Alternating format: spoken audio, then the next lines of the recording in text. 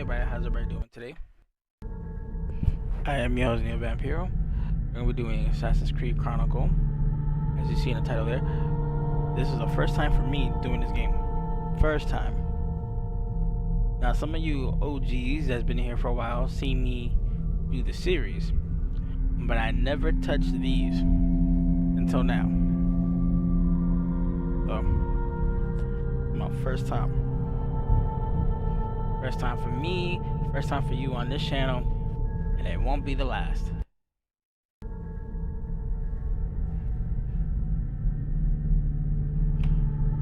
Let's get started.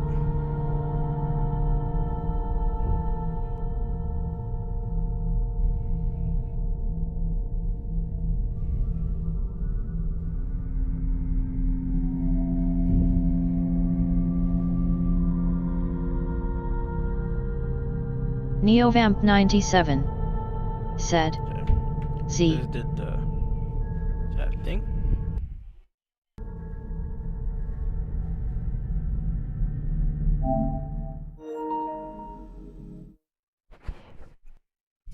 Just did the chat thing.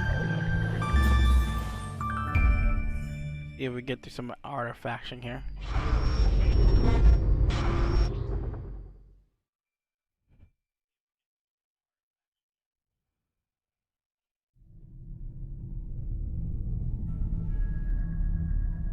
I appreciate the epilepsy warning. I promise to be careful.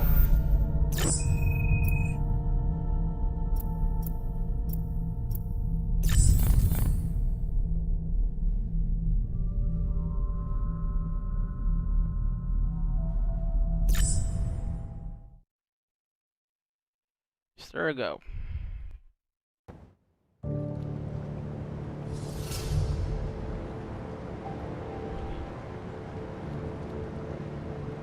Nikolai, how long has it been? You have work for me? Let's see what this Always is the about. charmer. But I'm glad it is you they sent. I have a dangerous assignment. Our informants reported that the Imperial family may have in their possession an old and very special box. It may be a piece of Eden. The Tsar's family is in Yekaterinburg, under guard. Just the local militia, townsfolk under the command of a commissar. Still, keep your senses sharp, Nikolai. If this box is what we think it is, the Templars are no doubt looking for it too. I've beaten them before.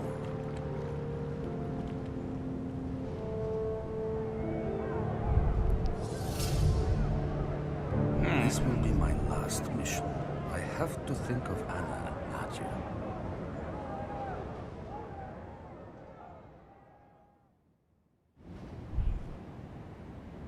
you. Okay. A weary and disillusioned Nikolai is secretly planning to abandon the Assassin Brotherhood and leave with his family to start a new life as American order to gain the money required for their fake papers. He accepted the final mission, infiltrating the Templar controlled city of, I can't pronounce that word correctly. He must locate the house where the Imperial family are being held prisoners and recovery from them as mysterious box of an ancient artifact long covered their order.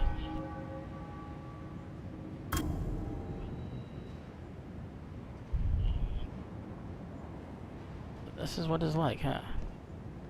One last time. One last mission. I'm locked.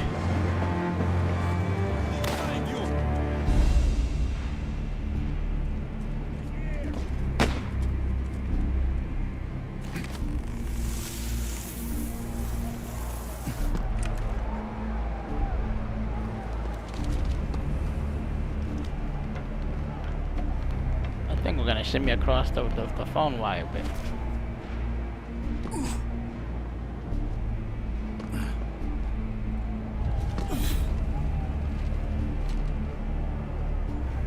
I was there this morning.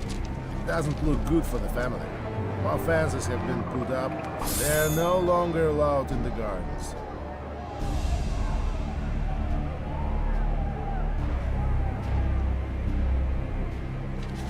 I heard that some of the smaller countries are trying to break away now that there's confusion. Which ones?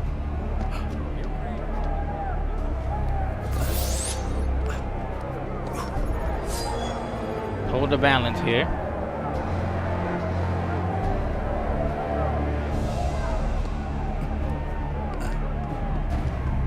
If I'm a little janky because I'm new to this. Use a rifle. Yeah, la la la la. Not gonna say the word out loud.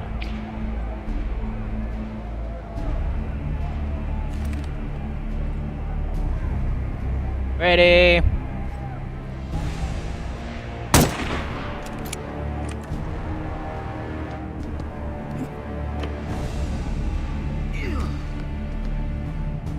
No loot. I'm just happy to stay in the middle, try to keep my nose clean. I just hope things settle down before the country tears itself apart. How is your family? Coping. Times are hard all around. Identity over there!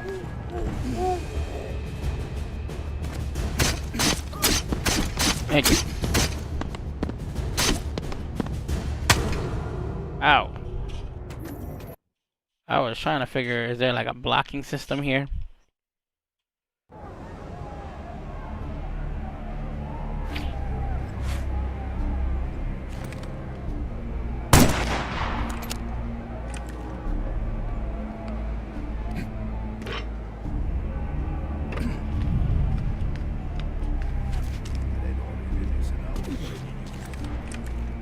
Wouldn't you ever go back? White forces aside. In a box, maybe. They'd have to shoot me before I'd ever set foot there again. Why? Can't be that much worse than anywhere else, surely.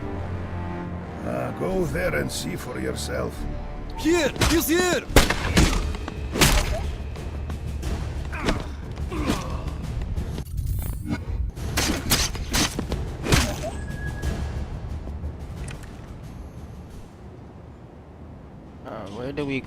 Where do we collect classified documents?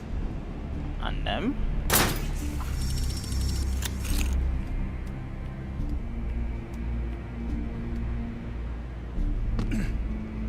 Yeah, that's that system.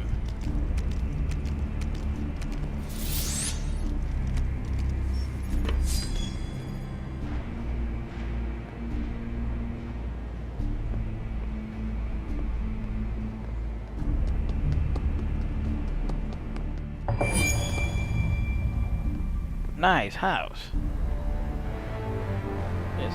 There's guys underneath.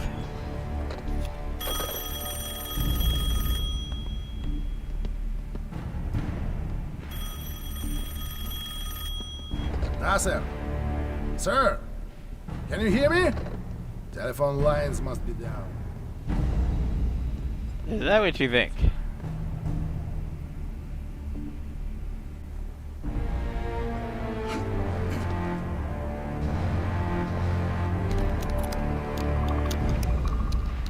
That's it? We just get to hold this for lock picking?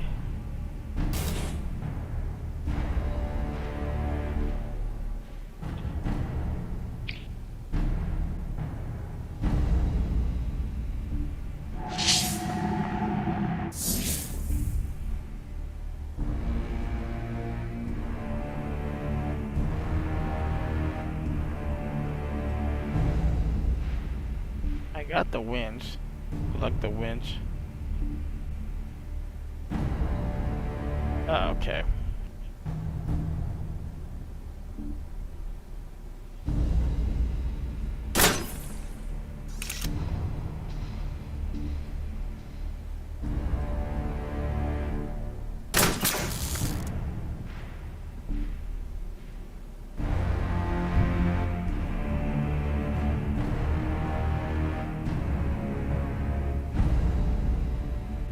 Tap A multiple times, which I am.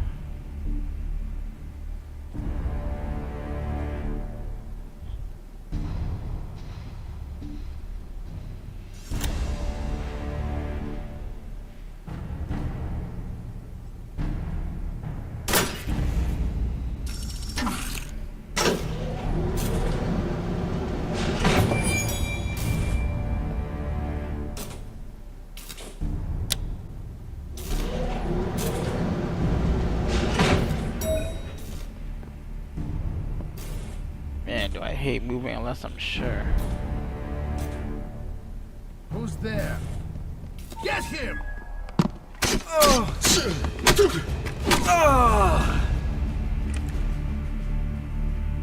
Do I hate moving unless I'm sure?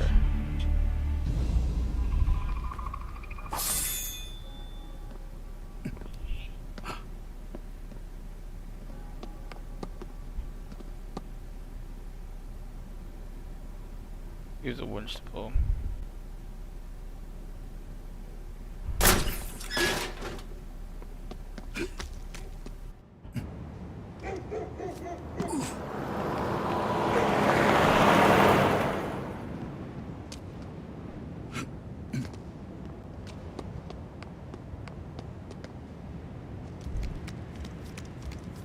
Gonna move this up here. That guy's having a bad day. You got dealt with earlier.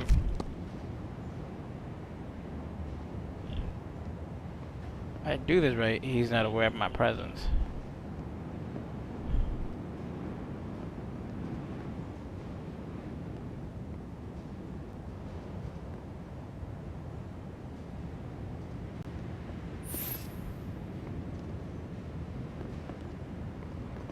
Stay where you are! Over there!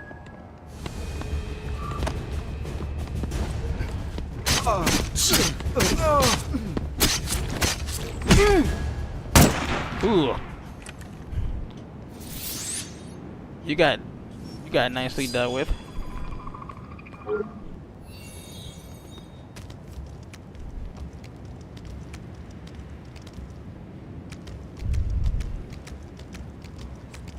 Does it look so grainy? No, I gotta stop nitpicking.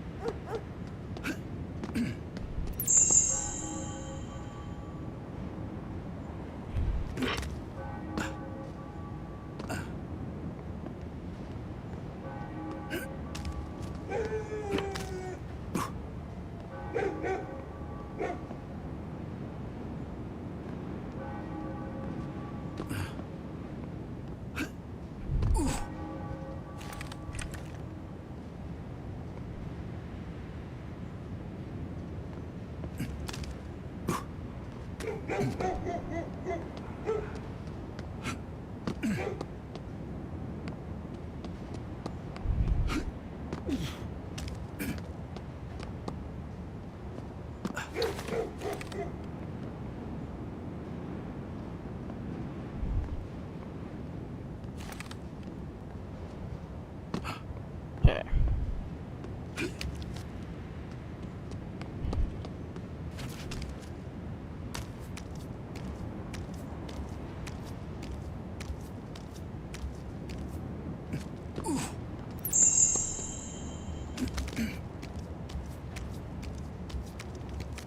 I'm collecting these ores, but I don't know what.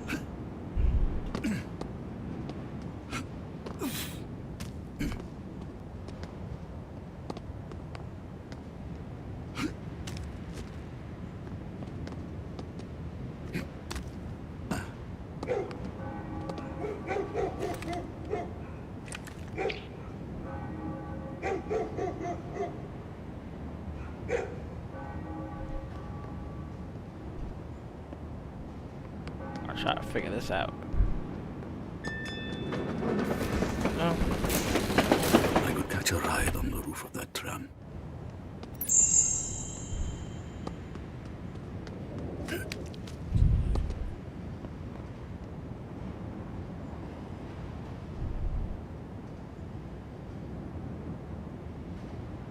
There's a sleeping guard.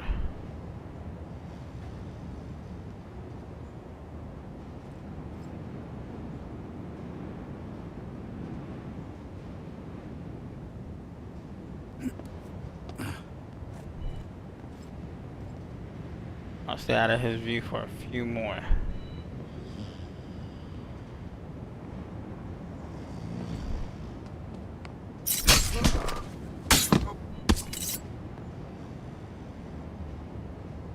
dumb guy you are.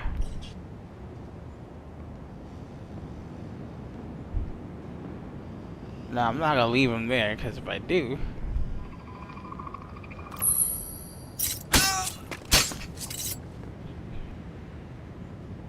I'll just be asking for it.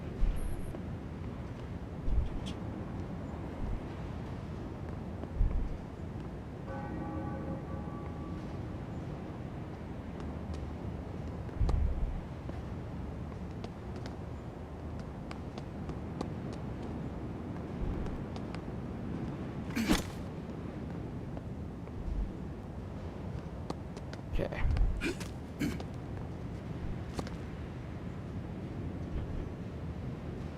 Let's do the winch.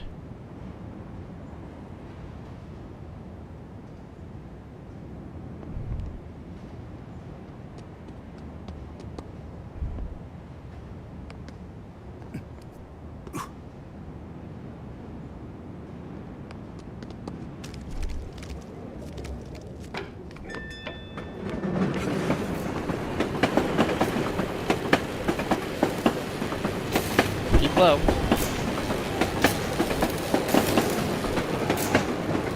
Stop the tram. No more this way tonight. Everybody off. Short. The militia checkpoint. We must be That cautious. was simple.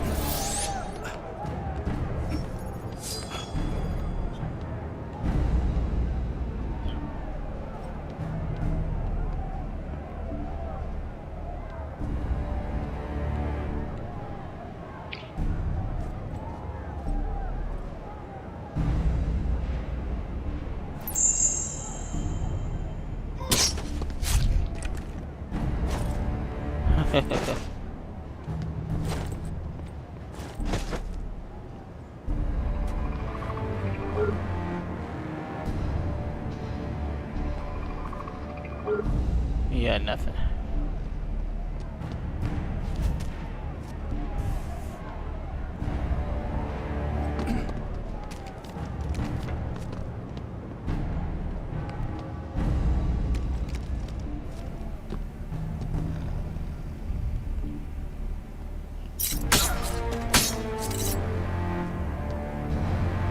Nothing personal.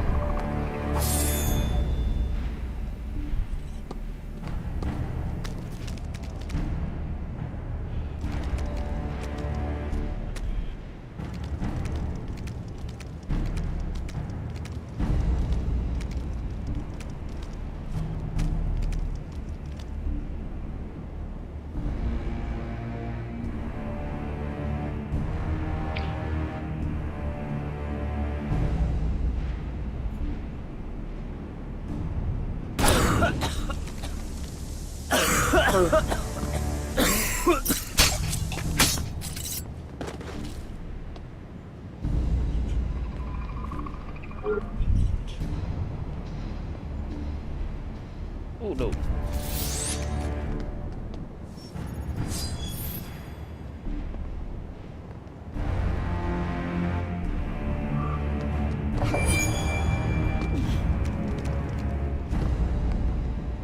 Not a type rope across this.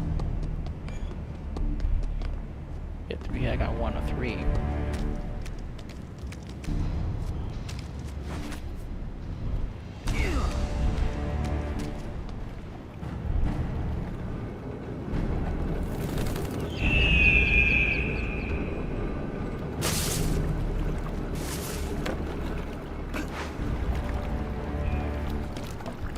There's something there.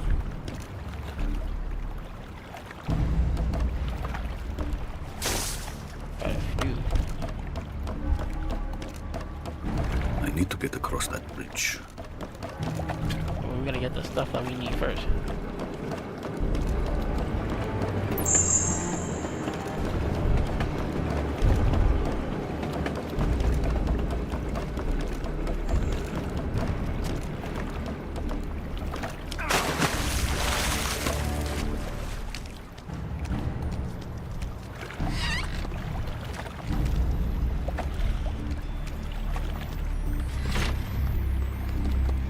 Got it.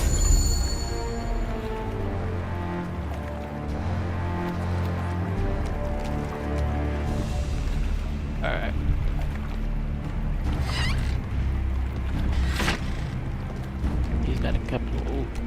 Got a yellow. Got a yellow. Got a yellow.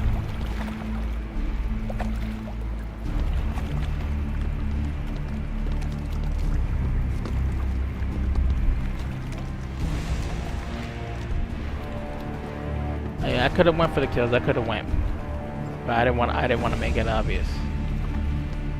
Maybe I could pull that platform closer. Get him!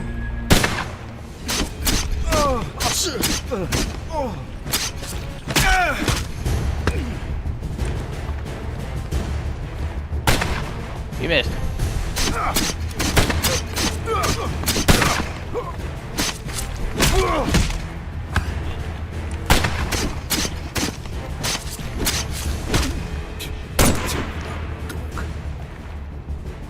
Let's see what you got.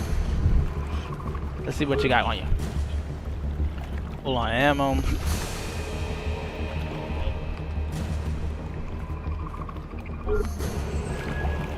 Full on ammo.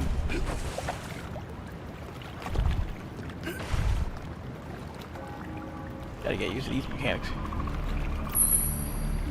Oh yeah, classified documents.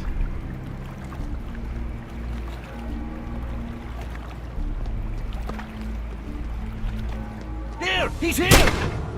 Oh, enjoy that. That's all you're gonna get. Maybe I could pull that platform closer.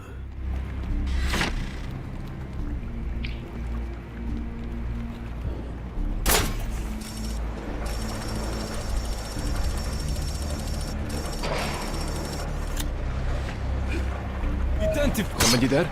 Get him!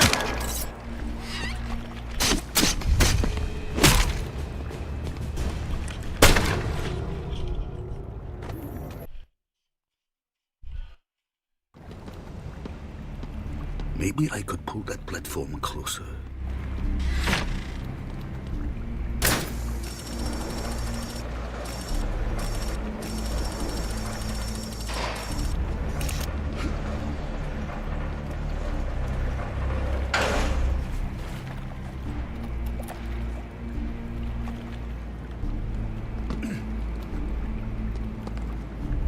That was simple. I see him!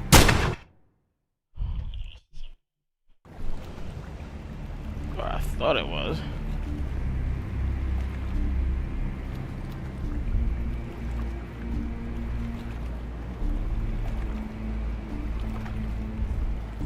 Do I have any way to heal myself?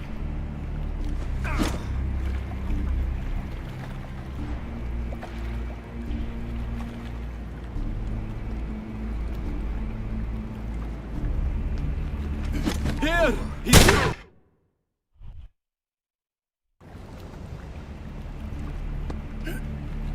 I see him! Shoot.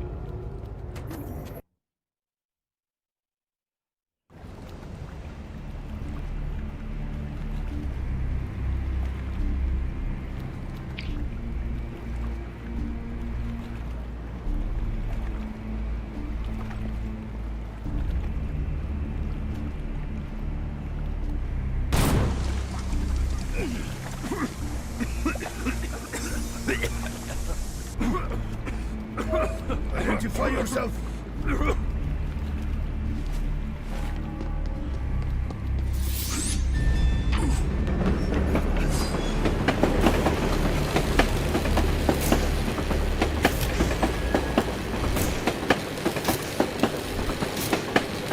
Still trying to get used to the mechanics here.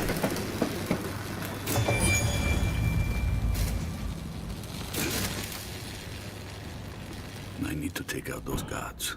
They will shoot me on sight.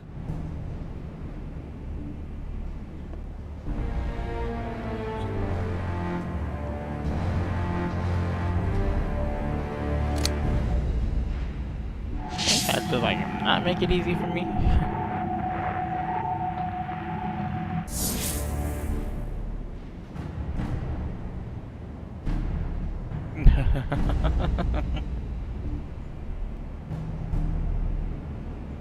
Okay, 1, 2, 3, 4. I'm going for this one right here. Once he's in the sight of it, he's done for.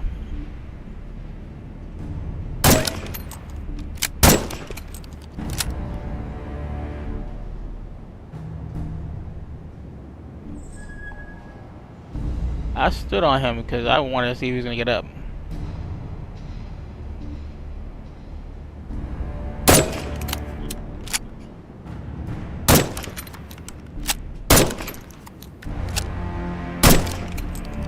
Alright, this side's a little wonky. Or maybe it's just me.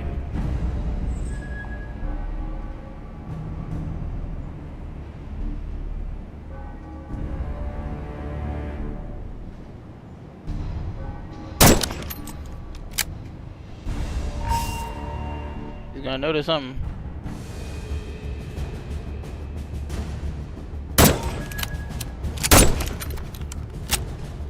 Get him!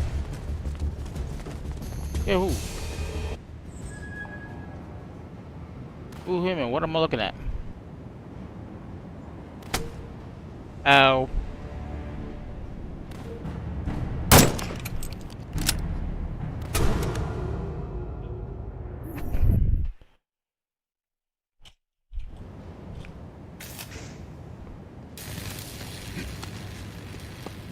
I need to take out those guards. They will shoot me on sight. You know, first time I'm actually doing it like this.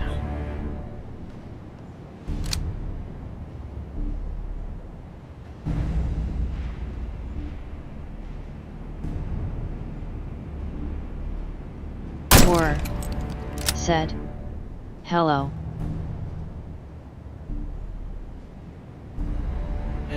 Hey, War.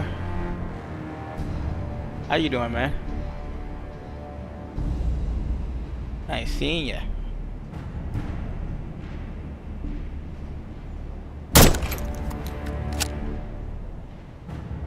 How's everything going with you?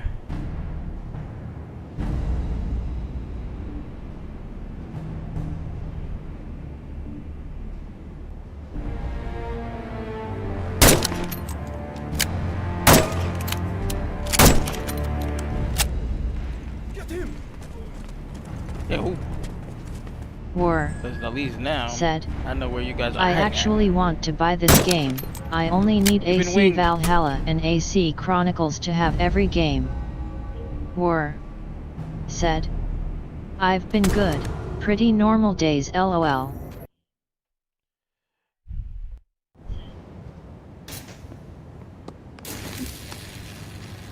That's always a I need good to thing. take out those guards. This is the first They time will I'm shoot playing me this, on to be sight. honest. So I'm not as confident as I normally am.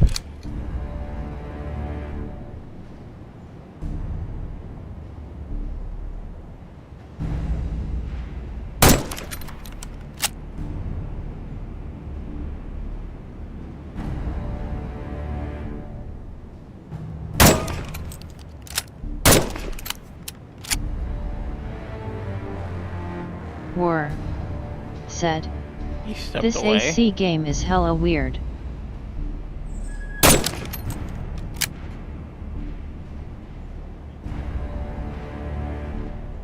Yeah. I wasn't expecting it to be like this, to be honest.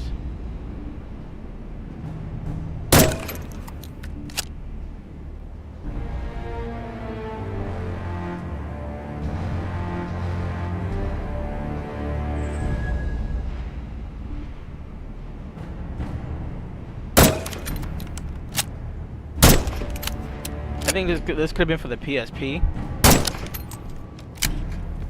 Get him! Two signs, huh?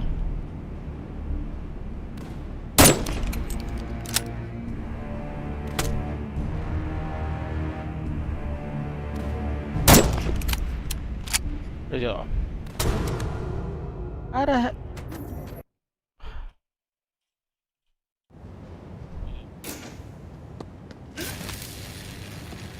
I need to take out those guards. They will shoot me on sight. No kidding. This game is not bad, I'm just not used to it.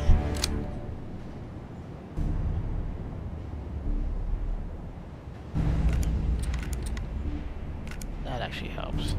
Not that I need it.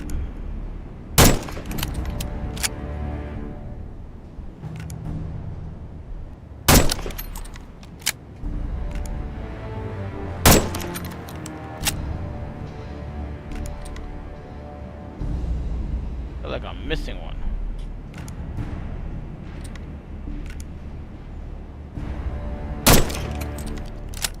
He could live. That was on his leg.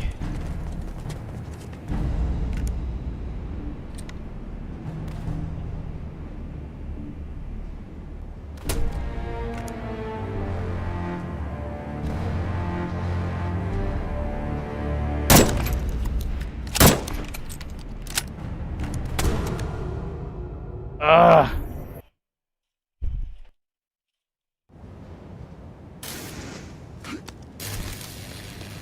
I also downloaded The Last of Us Part the remaster, so you might get that today.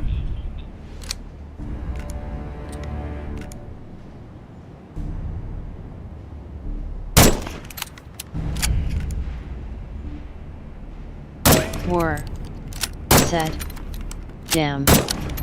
War. Like, how am I missing? Really? War. Said. Wow. Yeah. War. Felt like Said. man, a few words. I am really happy. I can't wait to watch the stream.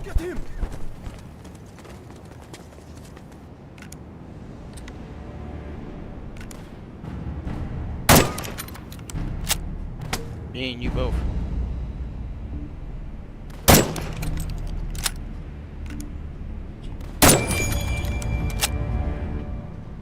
Ooh, finally got that.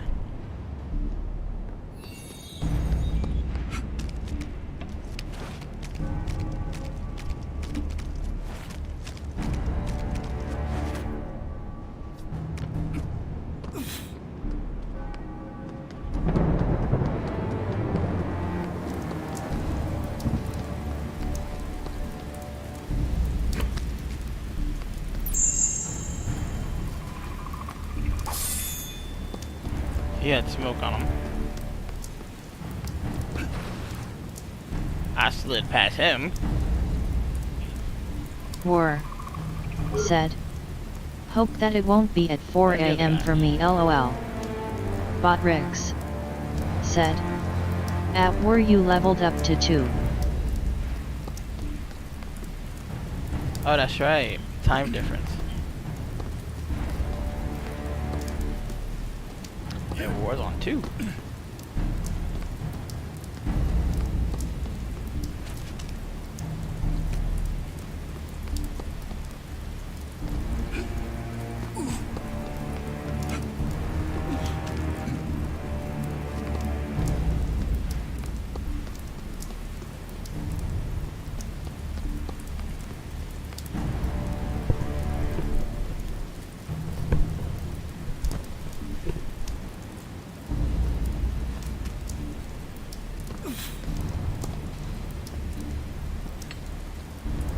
Pressure mine.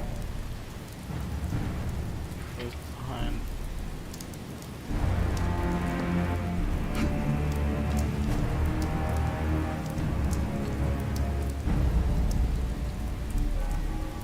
I'm gonna put his buddy to sleep.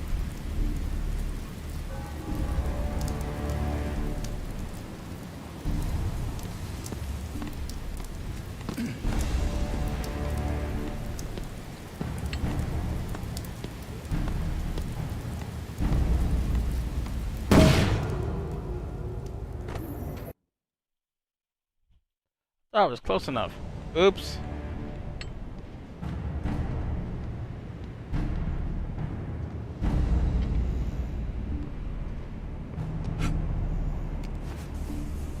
Game said, no, you're not. But I was close enough.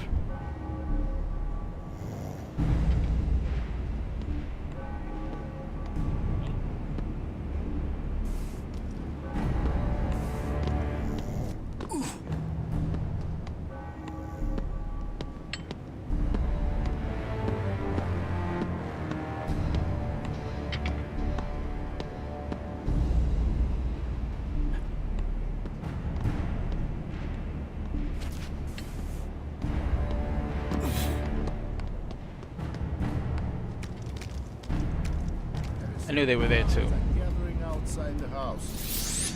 Yes. They won't get in, but it wouldn't matter if they did. The guards inside look more like an execution squad than for their protection.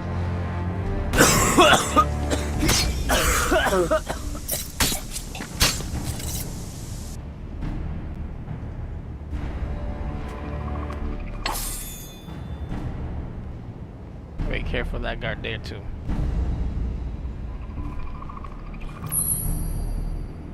I collect the second data.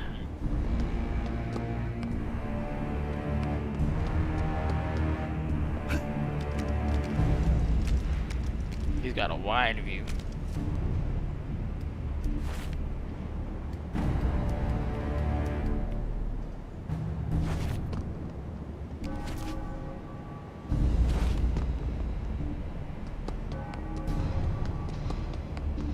Whew, boy.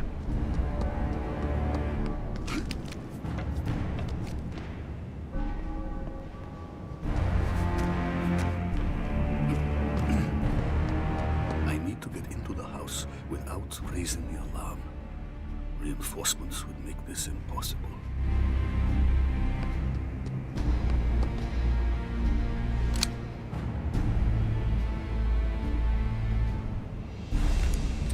He's worried about reinforcements? Ooh, I wonder if I can get a double here.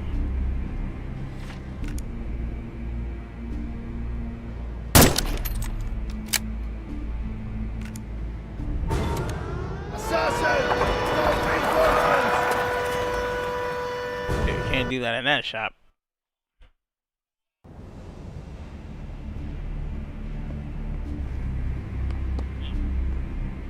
Still with me, war?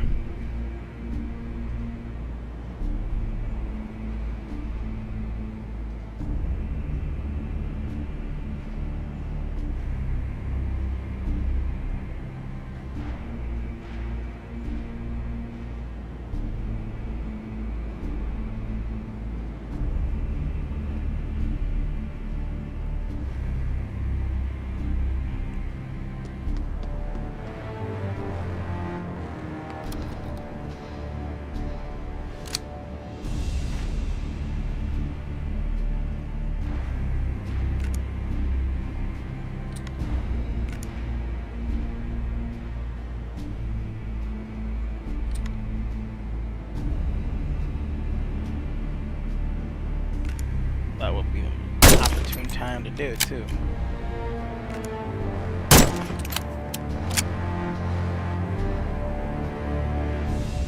Okay.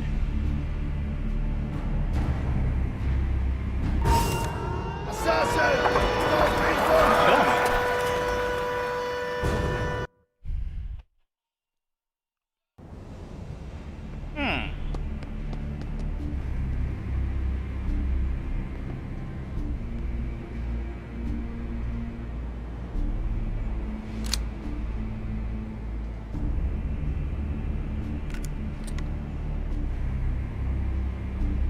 Okay. He's the one on the far.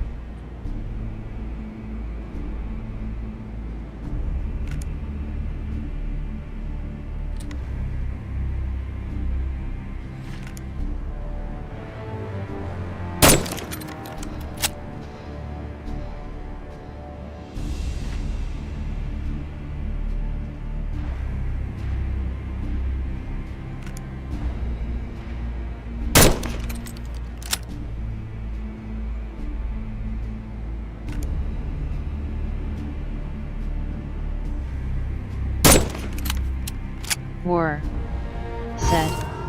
A very different game from the others, that's why it got so hated.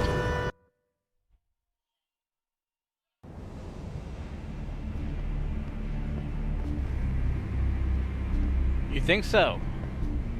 I never heard the reviews on this game, to be honest. Never did.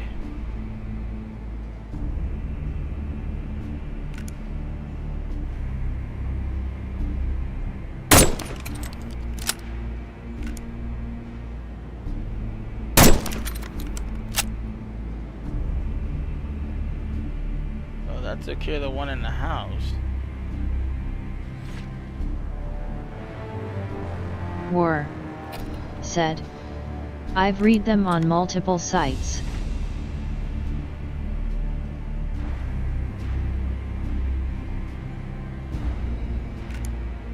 Huh. I have you as my info. Cause first time I'm actually playing it, I heard some more reviews about it, but I never really paid close attention. Who the heck?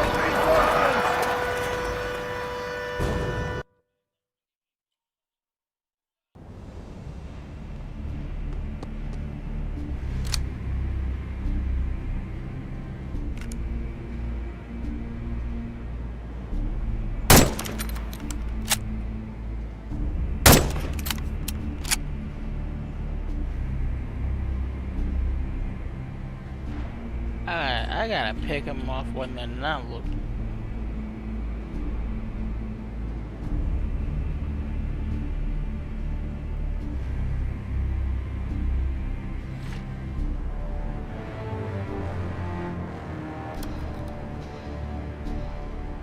I gotta get him when he's over here because it's out of their view.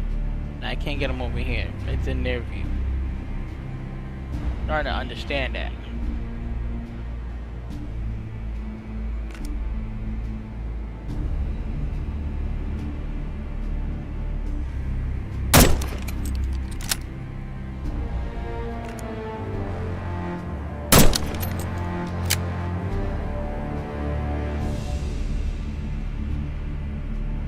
Raise the alarm now, fools.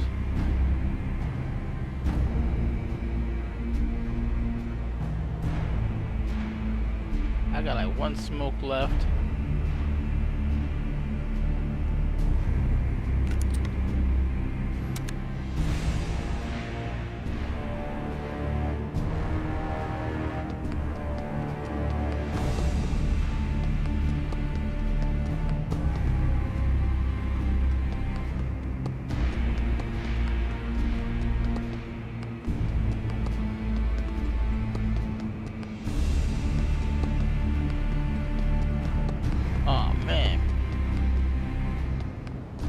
Puts me at a disadvantage.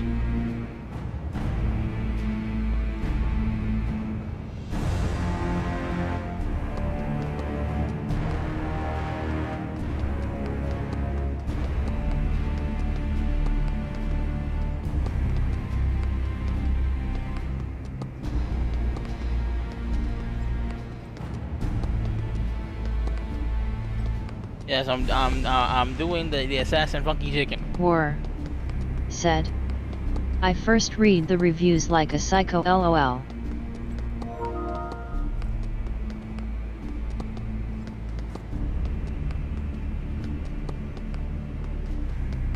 Who's there? Assassin! Huh. War. Said. Like spending a lot of time just looking through them and judging the game.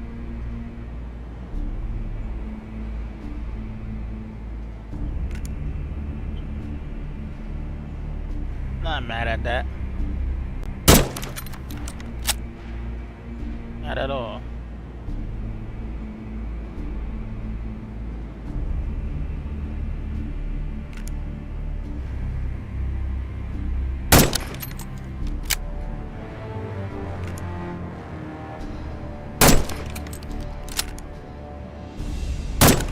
Oops.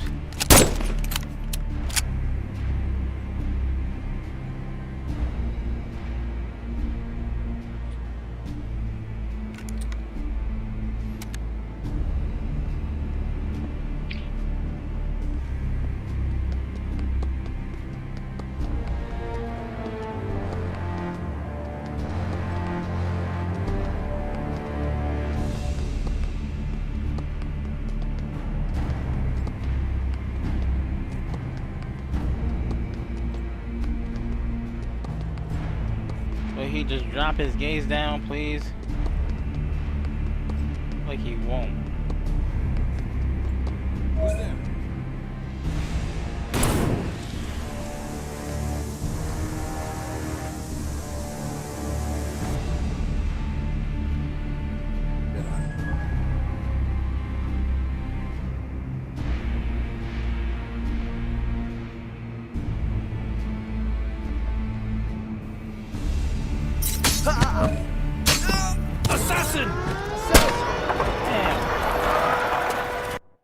He did that all backwards.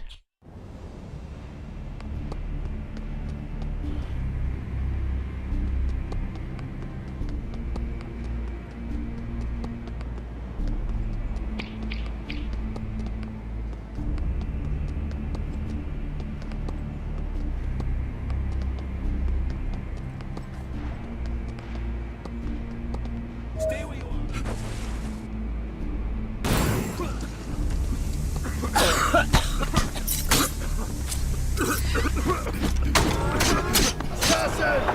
Oh, come on.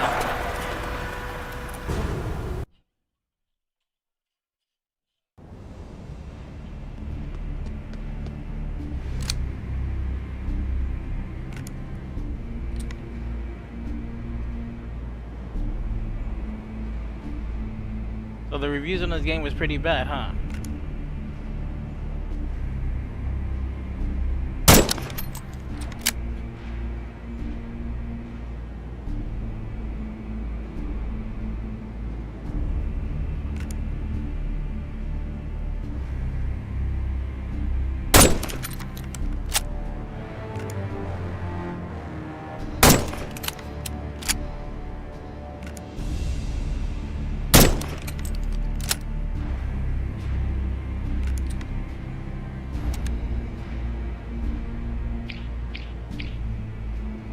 Try this again.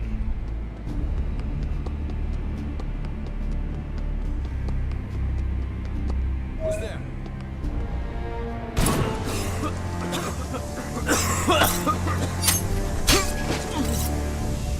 Finally.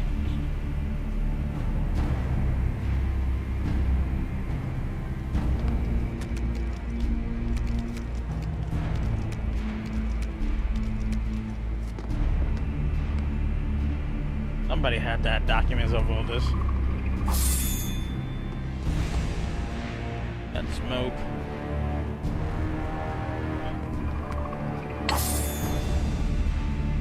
Magnetic key collected. Had a magnet key.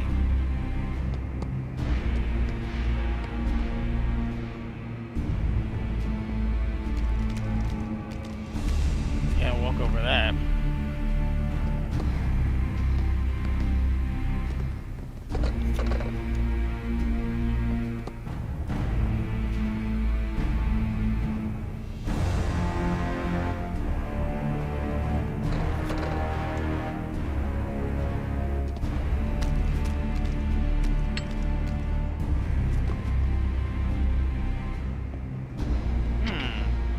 This gives me an idea.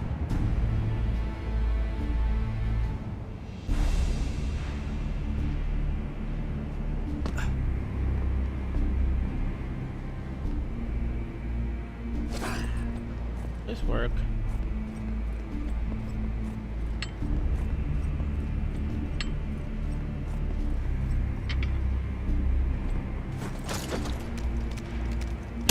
Ooh.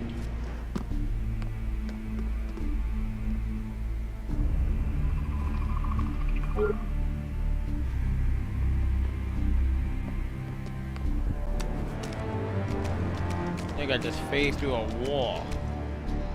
Is that even possible?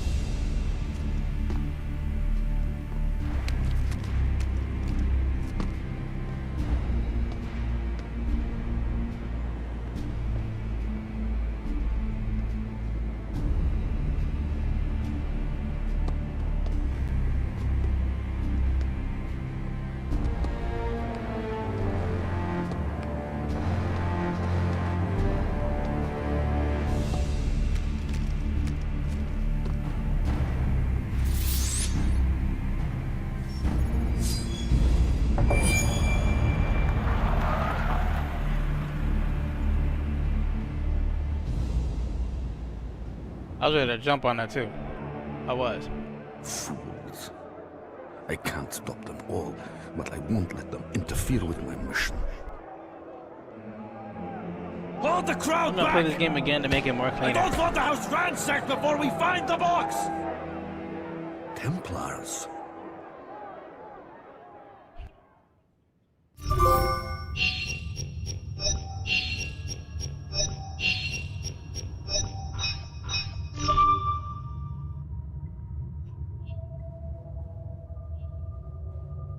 I didn't collect all of it.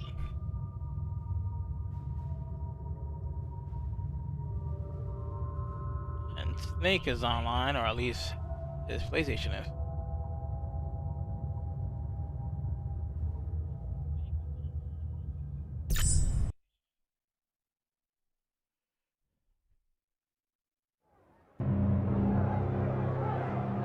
Torture them, find out what they know, then kill them. Why would the Templars want to kill the Romanovs? Surely they wouldn't murder the children. You want to bet? I can't concern myself with this. I have my own family to protect. I need to find that box, and then get Anna and Nadia far away from this madness.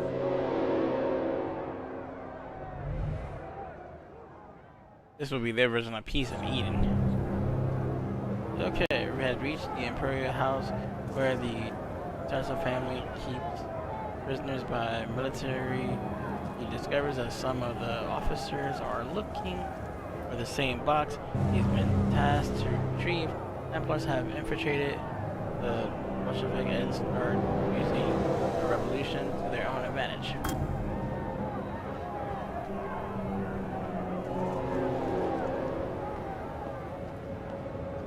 I should tread carefully. Templars are all over this place. Where's your first clue?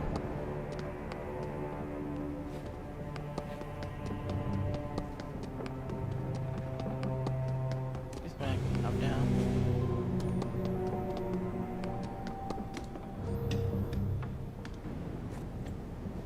Use the electrical from your mechanical.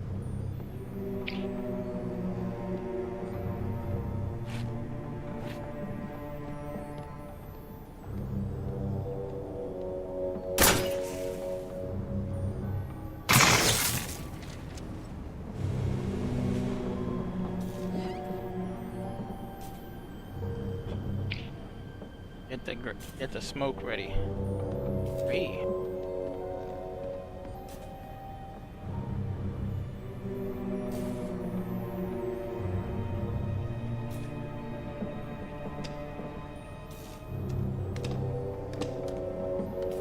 Turn. If he doesn't turn, then that's gonna be his animation. Then I know for sure.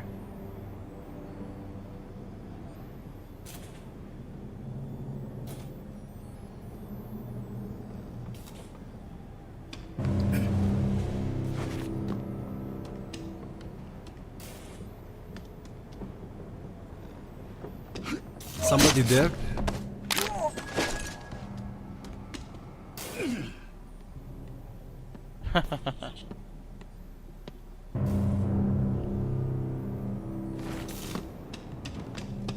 What? But you had to sleep. Got nothing on him.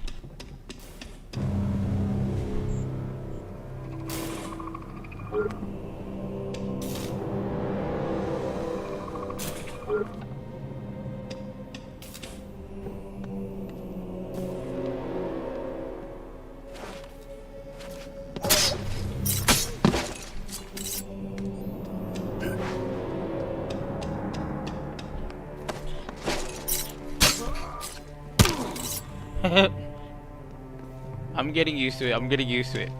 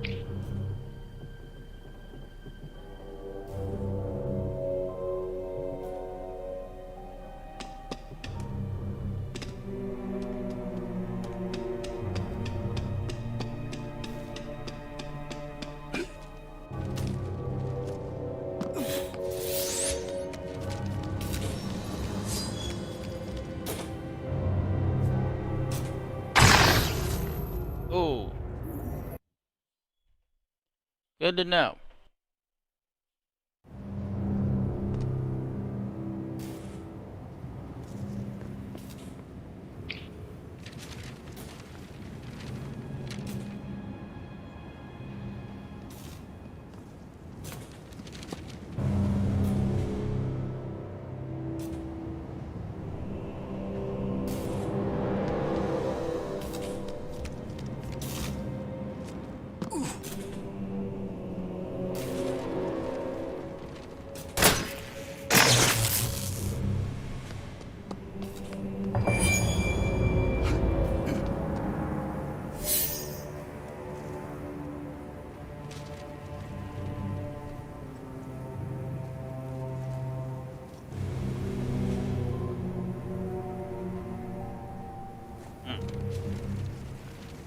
That's gonna be tricky.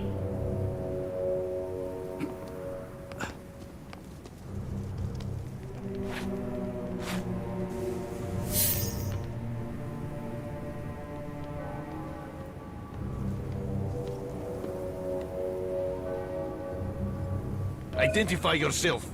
Get him! Raise the alarm! Over there!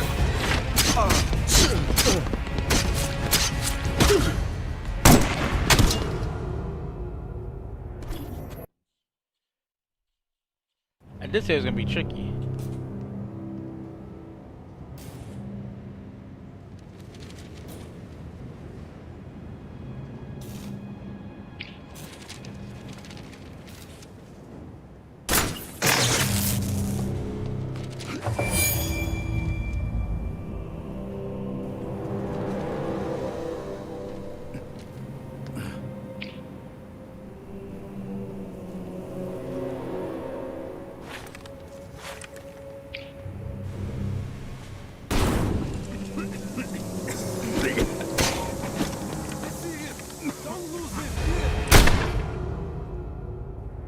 Damn.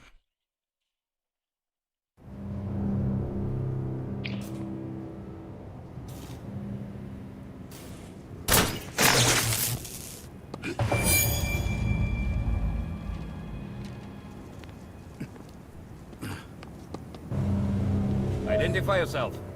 Over there!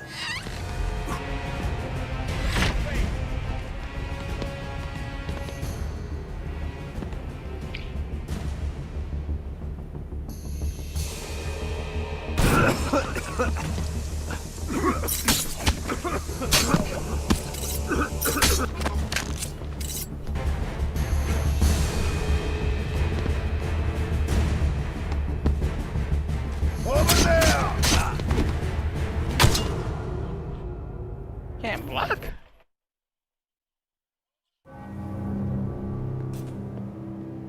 I realize that you can't block in this game.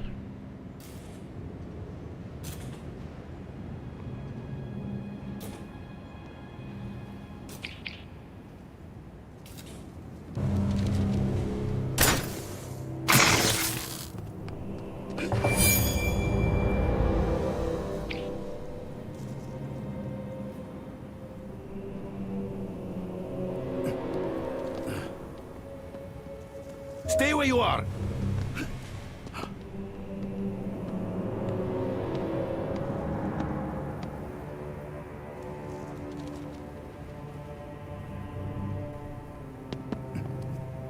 Over there!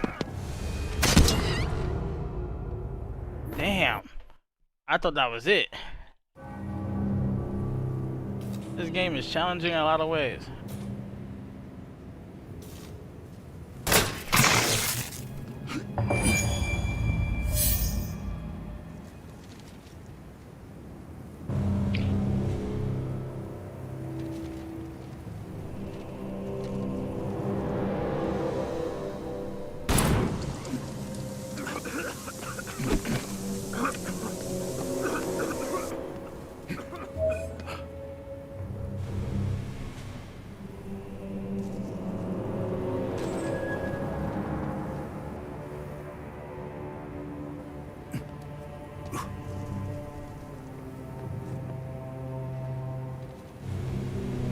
Identify yourself.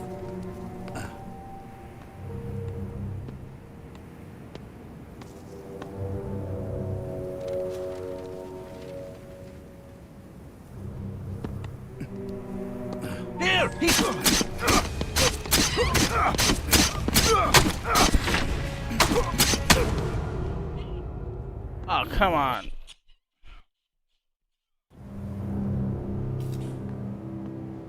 I'm gonna get past this.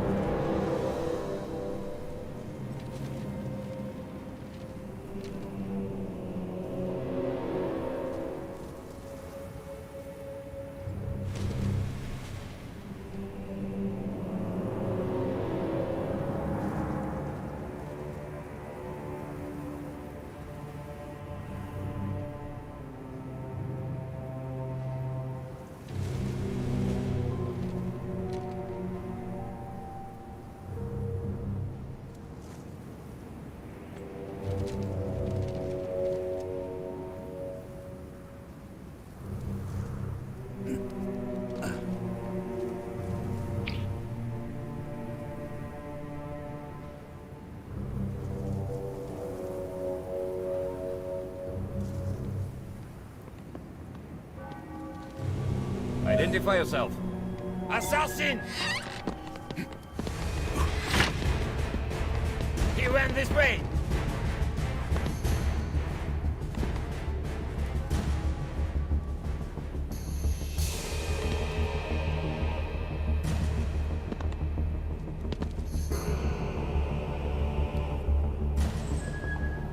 I'm gonna time my move.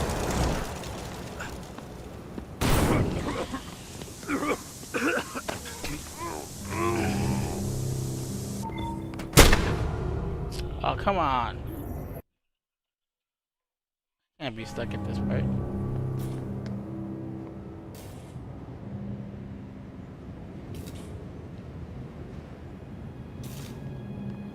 Might have to just do what I gotta do.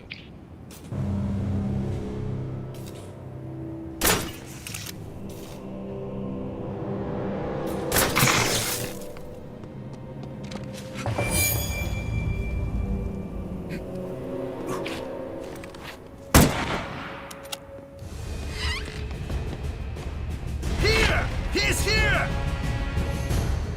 I'm where? I'm where?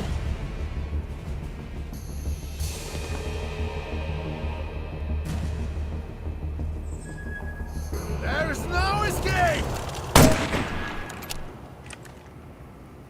That guard just faded back into the background.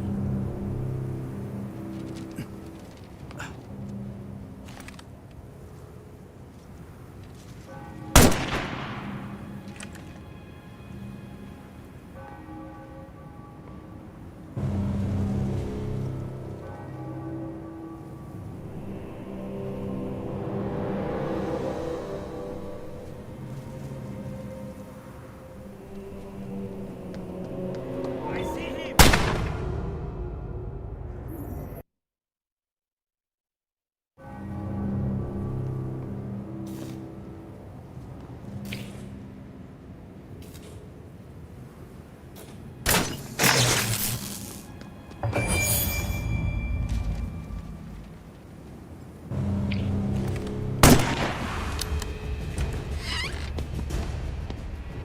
I see him!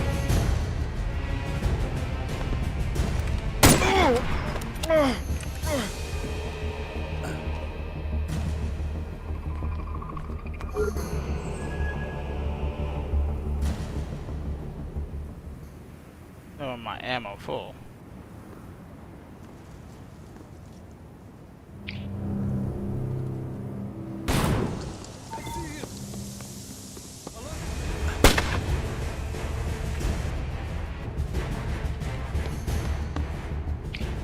Assassin!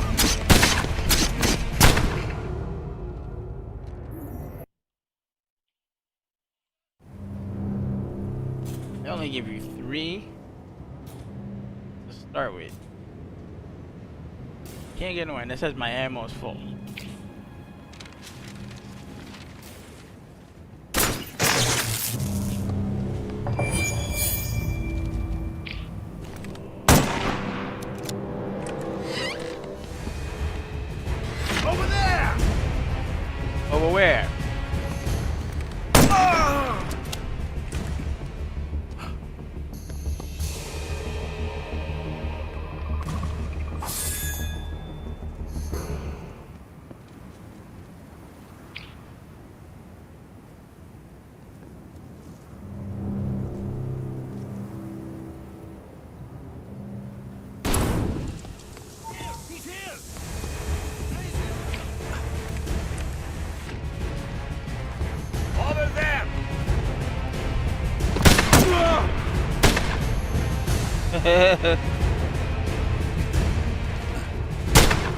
Oh, I didn't think he had that kind of sight on me.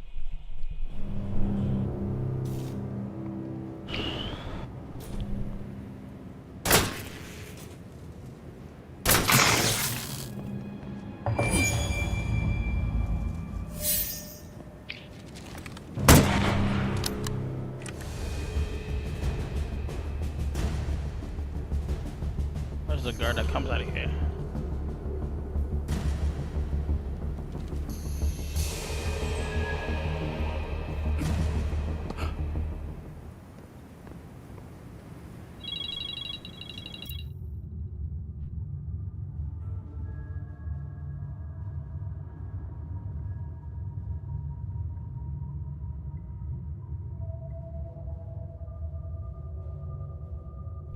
I'll be right back, guys.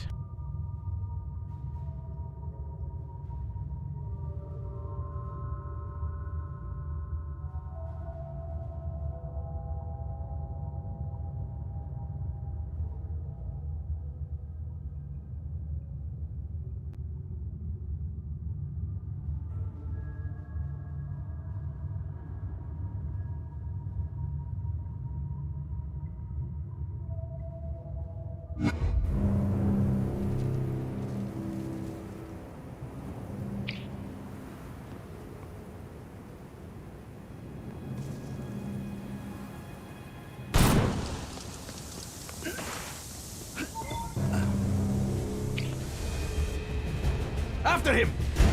I see him!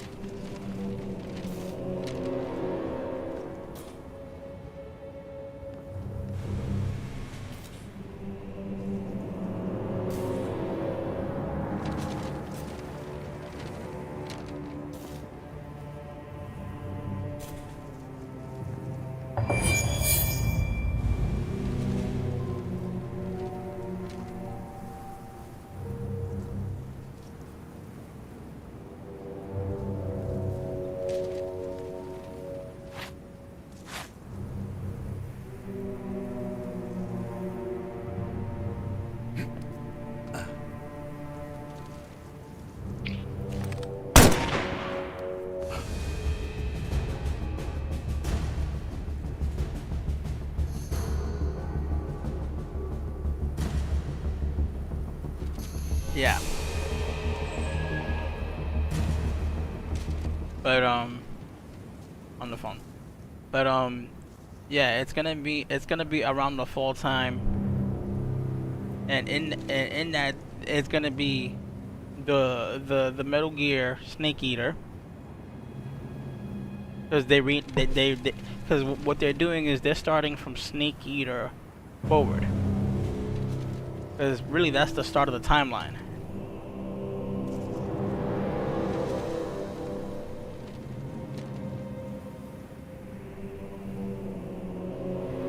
Nah, I mean, they kind of did. They called it Snake Eater.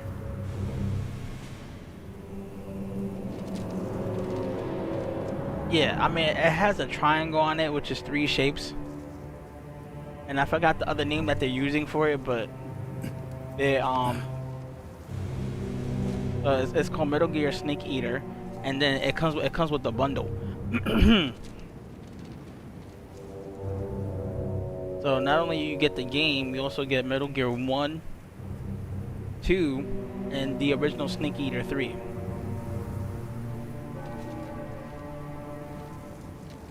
all for the PlayStation 5.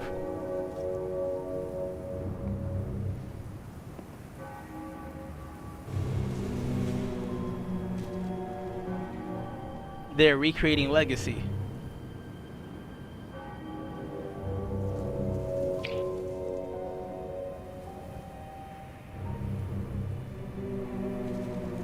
Right. And it's called Volume 1, so that means if this collection sells well, they might do Volume 2.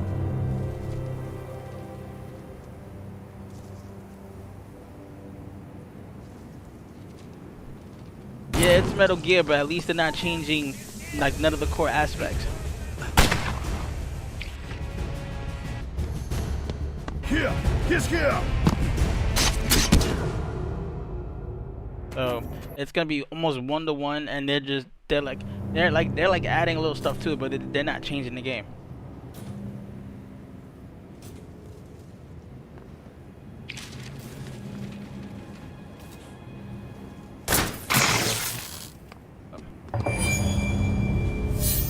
And they're planning to do Metal Gear 6, but after the remake, it seems like.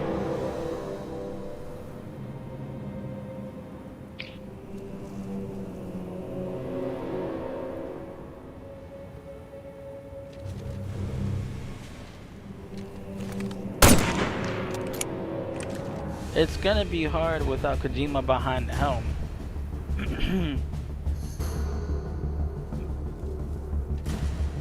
Yeah, because we're used to him directing and scripting out Metal Gear.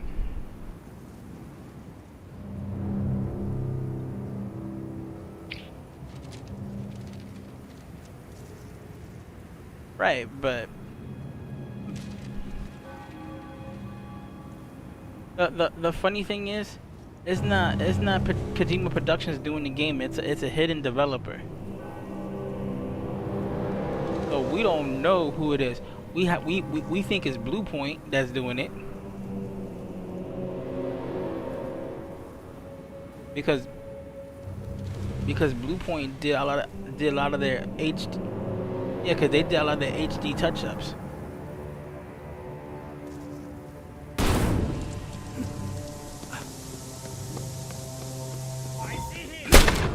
Shoot.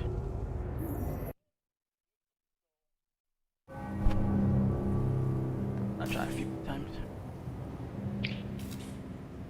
So, but hopefully in the Volume 2, if they do it, they gotta release Metal Gear 4.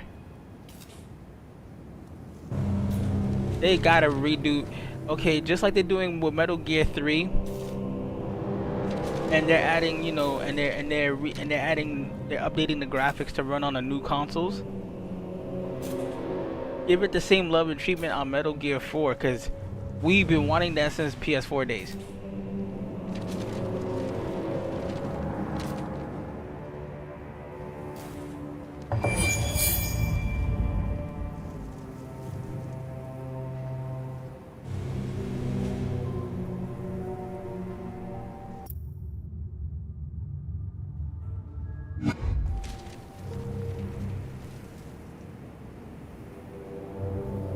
Yeah, they just have to port it over to the PS5, like the same way they're doing with the Snake Eater.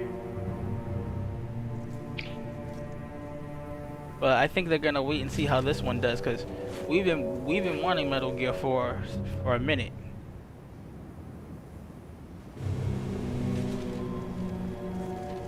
Okay. And if it does well, then go ahead.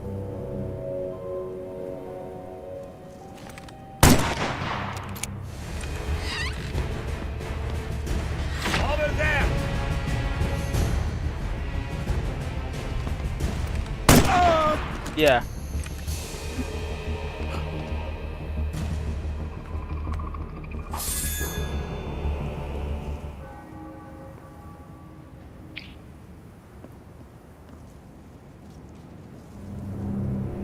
I didn't know he was there, to be honest.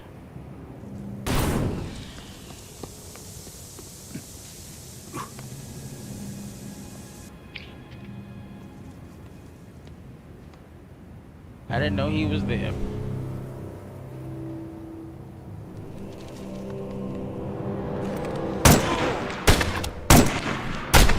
Ooh.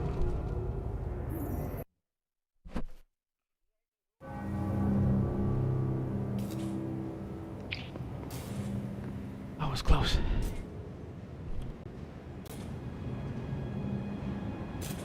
You know, he's getting paid well, but he's getting paid well.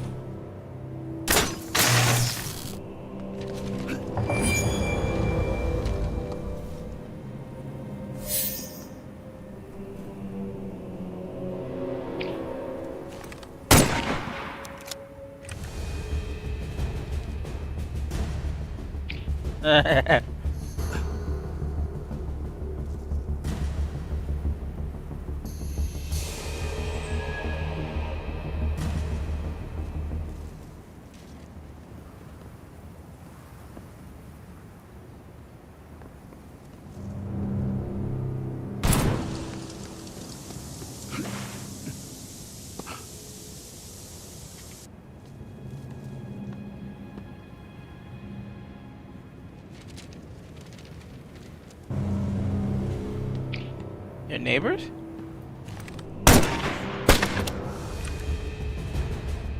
Your neighbors are doing that? Your neighbors?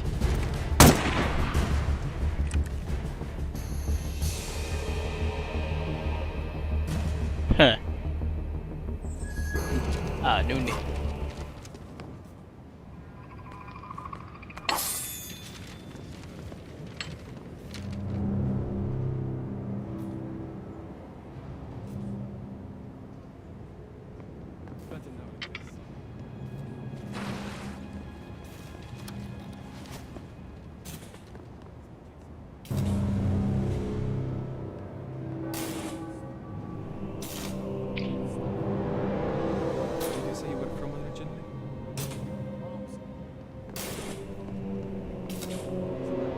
Well, the last time my house was quiet,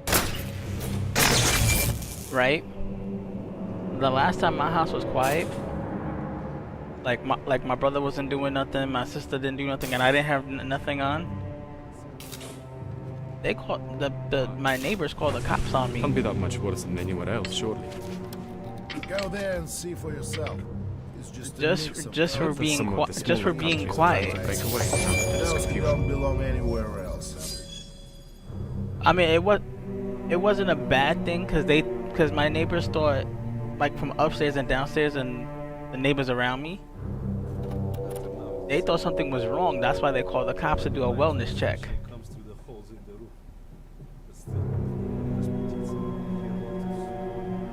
So yeah. No, they're so used to my sound bar and my game system going off and Aaliyah's studio and my brother's movie room going off that the 1 week that we was quiet, they all got scared. So Those vents provide me a way to move around these enemies unseen. They'd have to shoot me before I'd ever set foot there again. Why? Can't be that much worse than anywhere else, surely. Go there and see for yourself. It's just a mix of those wanting to get rich at any price, and those who don't belong anywhere else. The getting rich part doesn't sound too bad. If you can keep hold of it. The times are changing fast. The Empire is gone now. I heard that some of the smaller countries are trying to break away now that there's confusion. Which ones? Ukraine has declared independence, So I'm and over here Estonia playing plans to do the same. Assassin's Creed But Chronicles they for want the to first remain time. closer. So they don't want Bolshevik rule? Brave choice. I wouldn't be so sure about that. What do you mean? Nothing. Where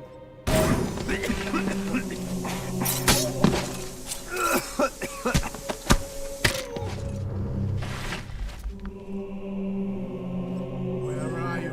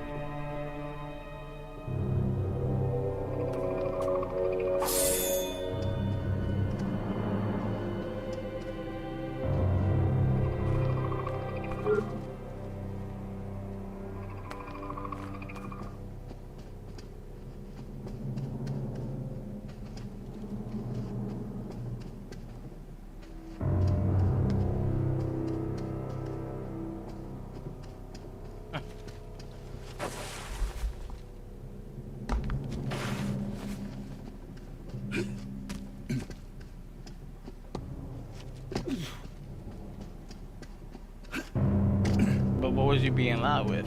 EV?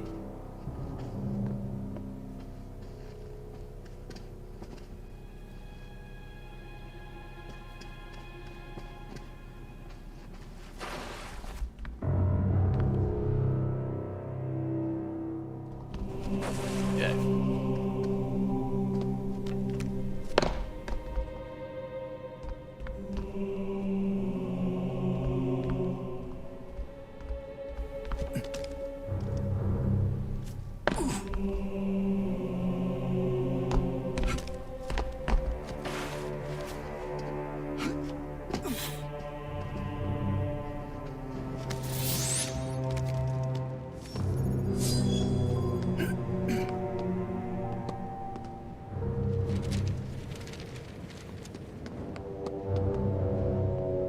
Identify yourself!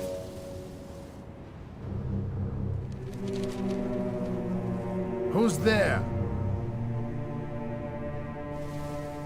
Get him! I see him! Right.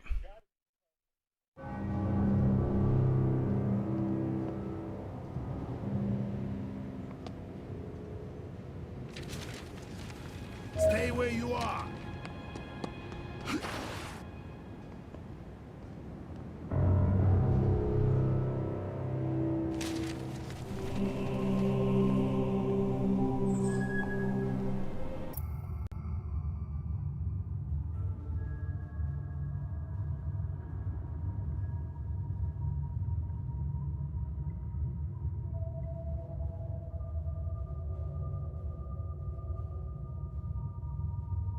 Checking the chat.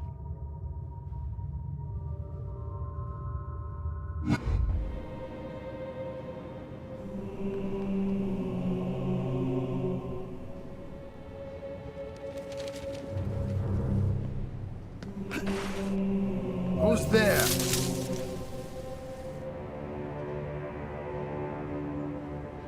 Get him!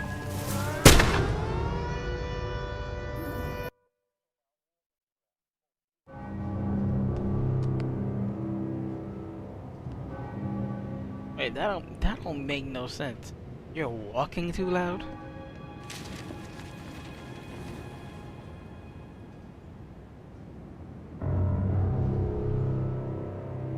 There's a shooter right above. Yeah.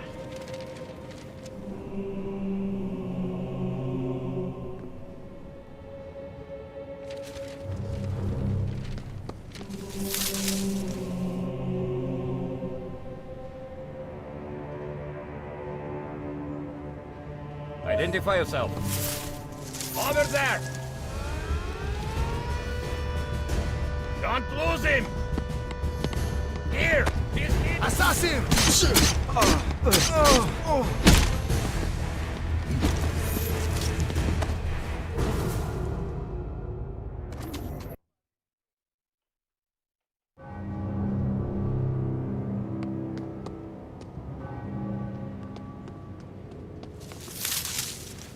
I'm sorry you're going through that. Stay where you are. I'm sorry you're going through that.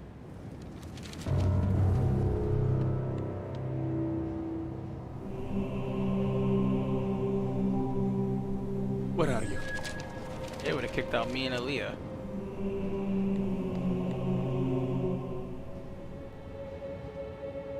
vamp.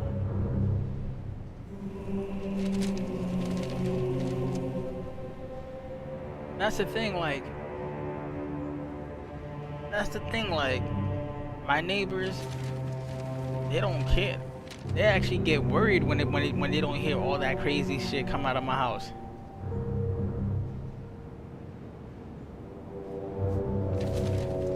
Who's there?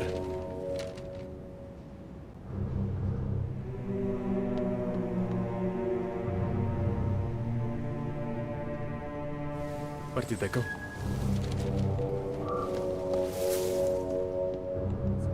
Get stuck here. Where did you say you were from originally? Omsk. A long way from here. Isn't that where anti-Bolsheviks have set up power now?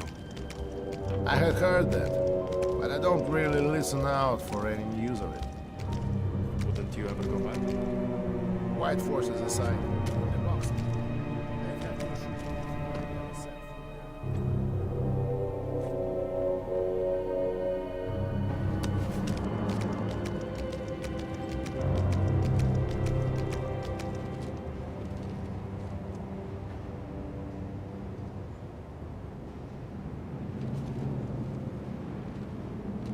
I'm like right by the window. Just right by the window.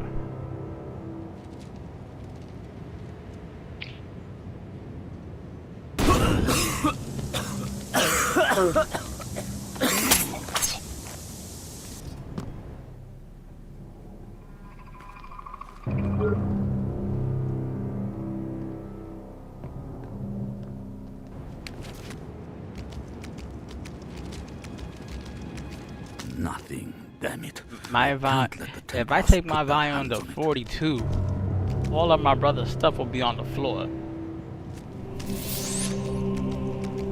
Because when I had it on 33, when I was watching Fast and the Furious, this TV started to wobble. This TV started to wobble, and all his DVDs came tumbling down because of my force of my stereo system that's in the living room.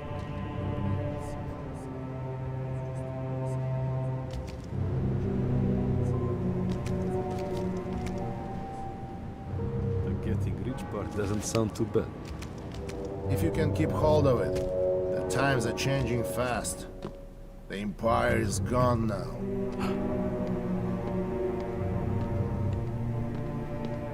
Well,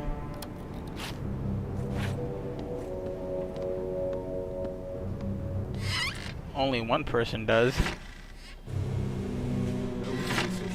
Yeah, What do you mean? Nothing, or at least not. that's the only one that does. The Bolsheviks have got lucky anyway. How so? Well, the most of the left and the right both oppose it, but they won't work together. Green and white don't mix. I'm just happy to stay in the middle and try to keep my nose clean. I just hope things settle down before the country tears itself apart. How is your family? Coping. Times are hard all around, but hopefully it will become easier soon. How about yours? Better now, it's And, summer. and we're about to get new ones Nobody too. minds when sunshine comes through the holes in the roof. But still, Rasputitsa will be here all too soon.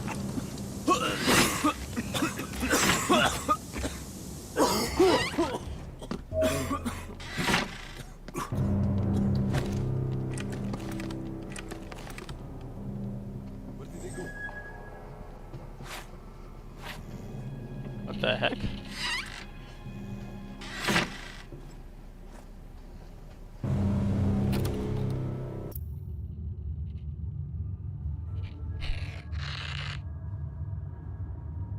Sound like technical difficulties at his house.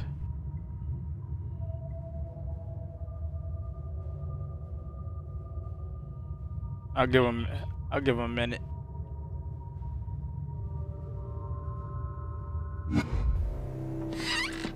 I see him!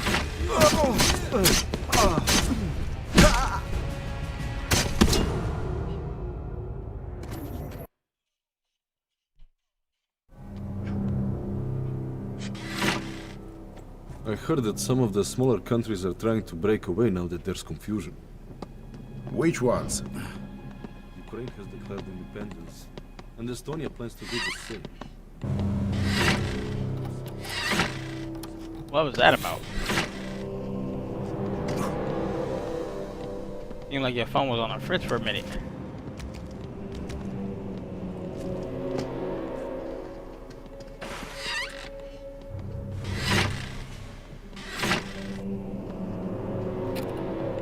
Good. Who's there? Get him! That sounds good. It was like you was talking and it's staticed out. I heard that some of the smaller countries are trying to break away now that there's confusion. Which ones? But yeah. Ukraine has declared Yeah, independence, we're about to get new and ones. Estonia plans to do the same. We're about to get new ones.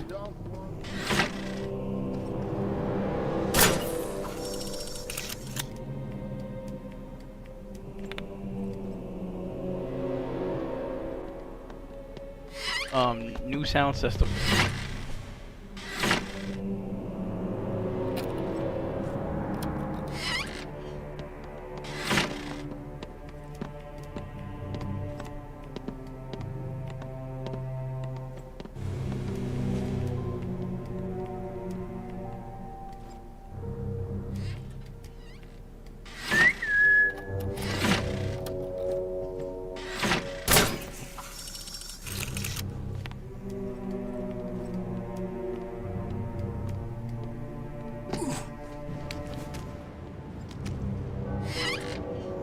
Crazy that like I'm still processing it. Like your neighbors say that you walk too loud. Your neighbors say you walk too loud.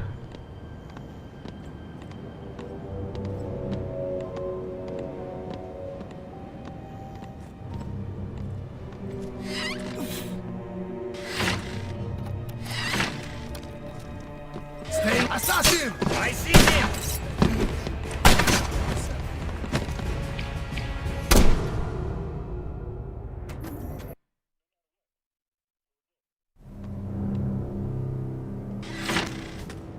How is your family? Coping. Times are hard all around. But hopefully, it will become Give easier this soon. one more shot. How about True. yours? Better now it is summer. Nobody minds when sunshine comes through the holes in the roof.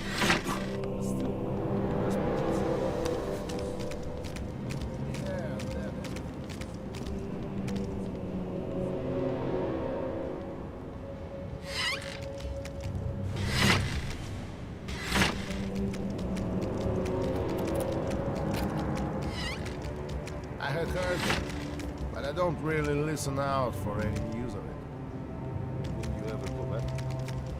White forces aside, in a box maybe. They'd have to shoot me before I'd ever set foot there again. What? Can't be that much worse than anywhere else, surely. Go there and see for yourself. It's just a mix of those wanting to get rich at any price.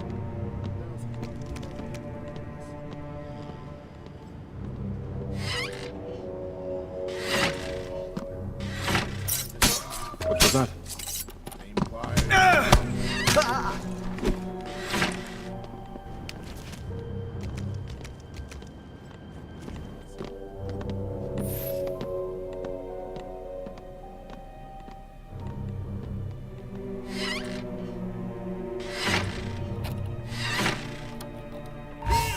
He's here!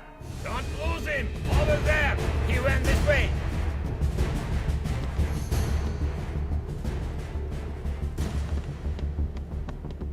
That's just crazy. I can understand the We are TV watching part, for but you. how are you gonna complain about somebody's walking? You can't help that.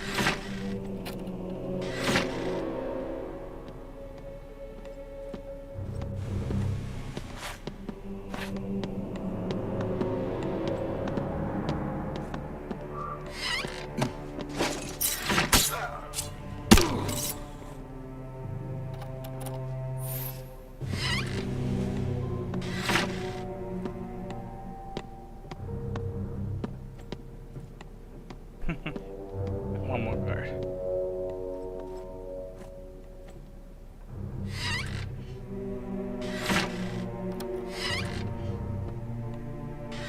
I see him! He went this way!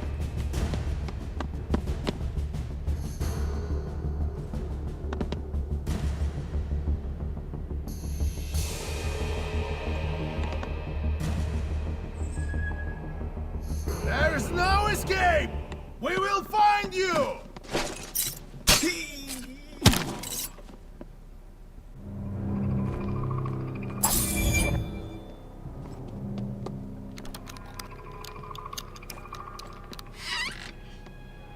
Even in the projects with some, even in the projects, depending on your neighbors and stuff, they'll complain about the noise. Stay where you are!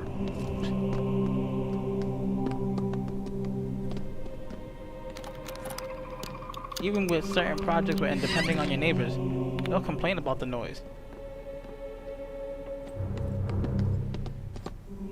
Where are you?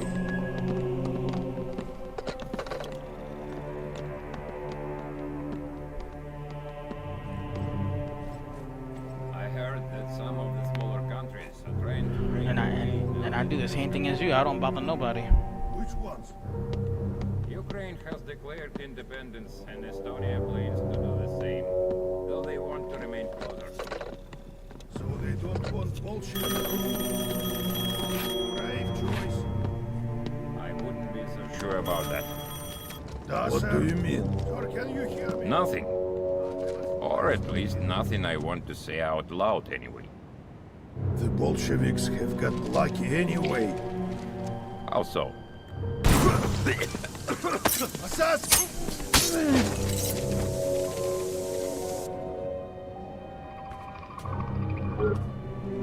Got them both.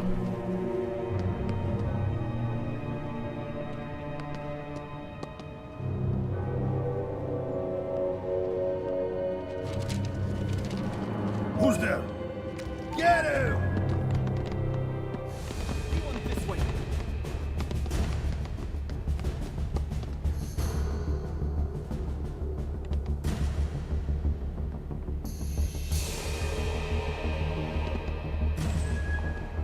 Walking!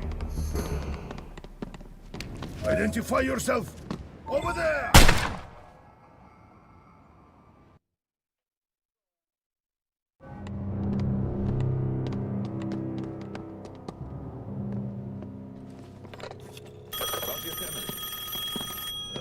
Hoping.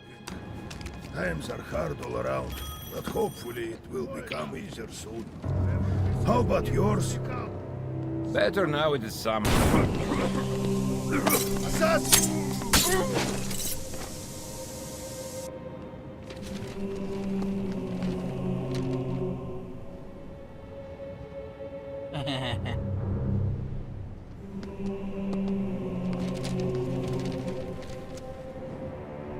I'm trying to how to get back upstairs.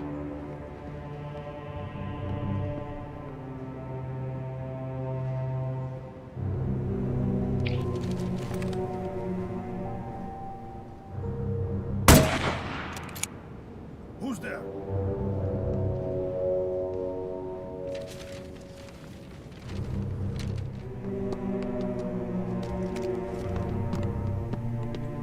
Where are you?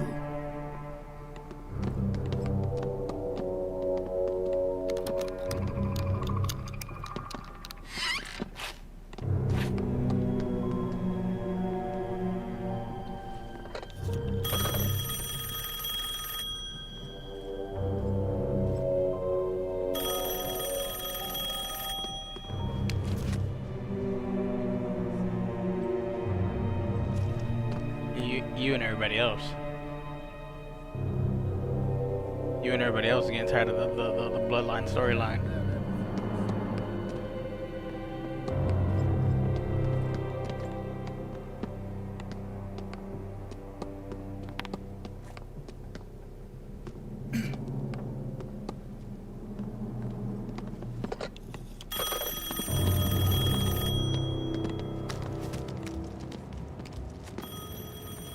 Ah! Hello? Hello? No one there.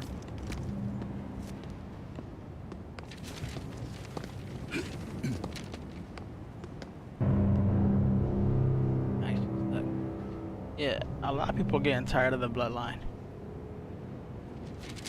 And I think they're gonna make Jay. I think it's gonna be Jay because they keep hinting on Jay turning against the whole bloodline, and they're gonna make Solo be like the defender of the tribal chief.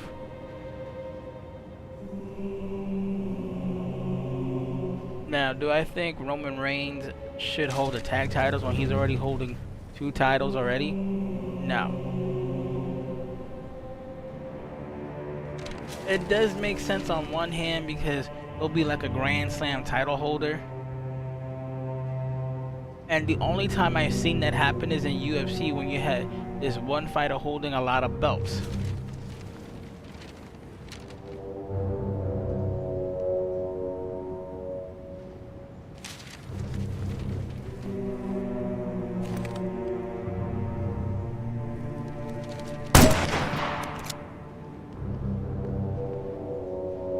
And I think that's where it's headed.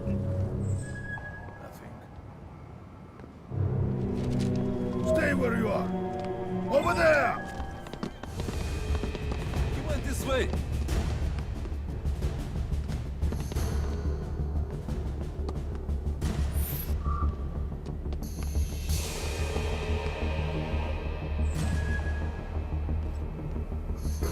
From originally? Omsk. A long way from...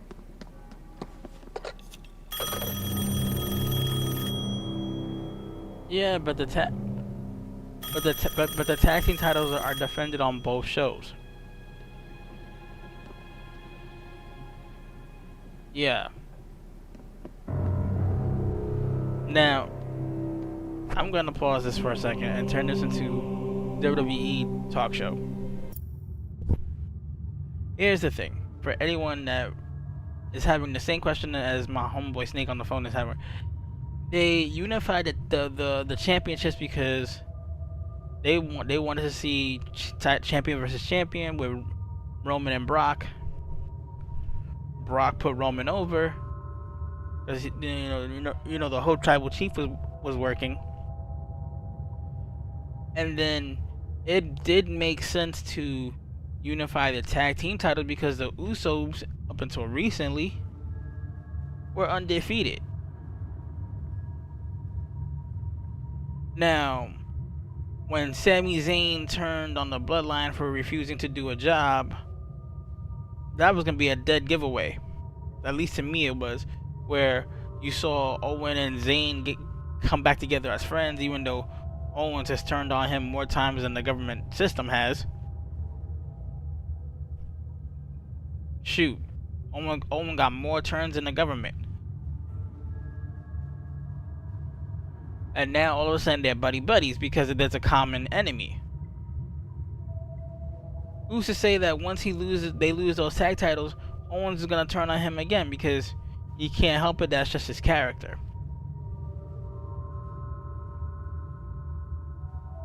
Okay, because history's shown that Owen has turned on Zayn multiple times anyway, ever since NXT. Now, okay, fine.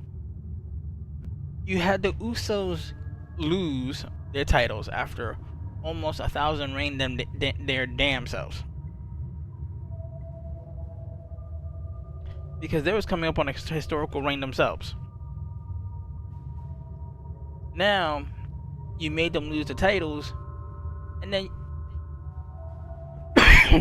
excuse me, and then you make them lose to Sami and Owens. And now you're putting another stable together, which is the Tribal Chief and Solo. That's gonna make the Uso twins get angry storylines because you could have gave them a tag, because they're entitled to a tag title rematch. And I think they already had it on Raw and they lost it. Don't quote me on that because I don't watch Raw too much anymore.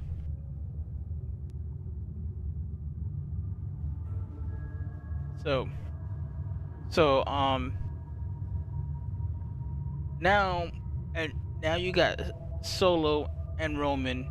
Okay, I can see from Solo's point of view because since he's got up to the main roster, he hasn't had belt exposure other than he's a silent person that don't say jack. Cause on NXT he was cutting promos like leftover rice. Now he's on Raw, he don't say jack, he don't talk, he barely blinks. Okay, now, yeah, Umanga, which, right, which point of fact it was Umanga that brought the twins into the WWE to their training camp. Point of fact. And this was right before he had his accident. So,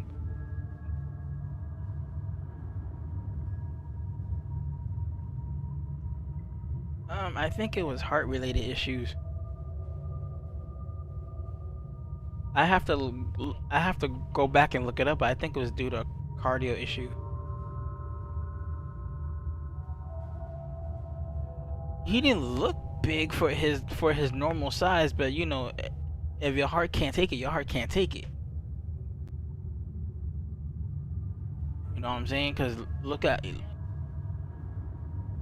what happened. Yeah, Big Pun got huge. I mean, huge. I'm gonna change this. I'm gonna change this to just talk. I'm gonna change this to just talk. Yeah. So yeah, Big Pun was huge. One of the greatest. Yo, Fat Joe lost some weight. Yeah, Fat Joe lost some weight. Fat Joe lost some weight. You know what I'm saying? Fat Joe did lose weight.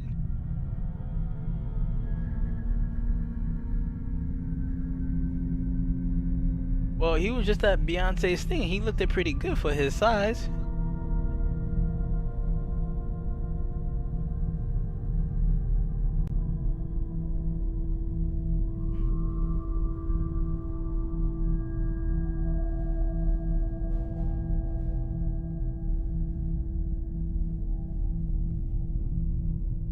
But here's the thing. Now they're gonna put Roman and Solo together, and the only way I can think of is because Solo needs a title belt.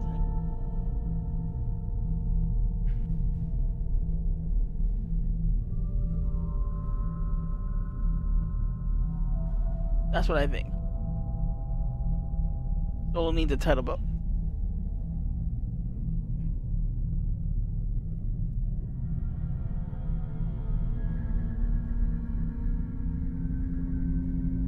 Maybe, because if they do, it's to make Roman have all 4 titles. Because backstage rumor was Roman was gonna have a part-time contract like he does now, right? And the original plan was for him to keep the unified championship titles.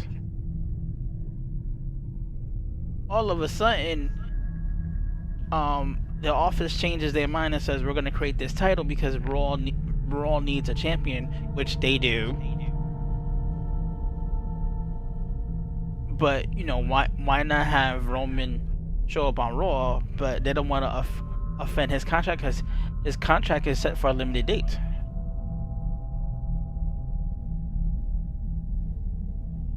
Roman's contract is set for limited dates. So the office decided to create a new belt for someone to be on Raw more full time. And this pissed off Roman, according to the rumored dirt sheets.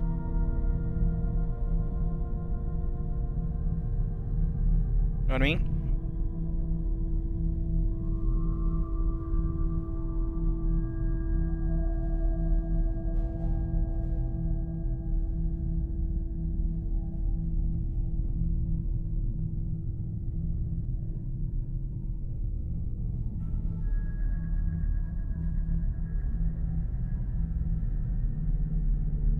should be able to do.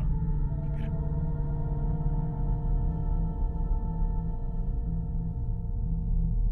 So if they do have Roman keep those belts and get those belts, it's just because they want to make a history thing.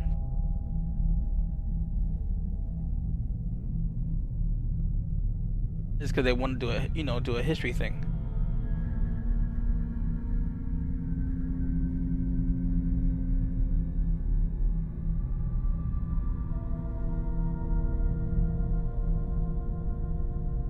At the same time, they're not really building up any new stars right now. Because Cody Rhodes just came back from his injury. So, Cody just came back from his injury, and he was doing okay. And then you made him lose out to a few fights that did make sense, but didn't make sense. Because if Cody Rhodes is supposed to be your main focus, why is he losing so much and it seems so meaningless? So it's starting to become like he's being buried. And if it is for the whole, because no matter what, Cody is the co-founder of AEW. Get over it. You guys are paying him buku money. I think Triple H is okay with it. I think it's more like Vince's call.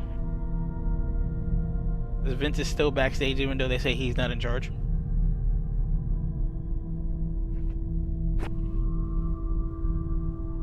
Meanwhile, if my rumor sheets is correct, WWE is now owned by UFC or about to be owned by UFC. Yeah. And one of the higher ups is trying to move Raw to I think Tuesday, because Monday Night Football. When there's Monday Night Football, nobody watches wrestling. So could you imagine having wrestling on a show called Raw that's no longer Monday nights when it's been Monday Night Raw for 30 years? So could you imagine that?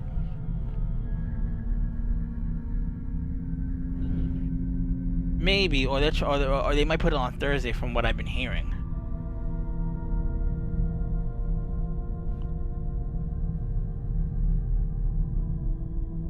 It do sound good, but you gotta think, we're not used to hearing that.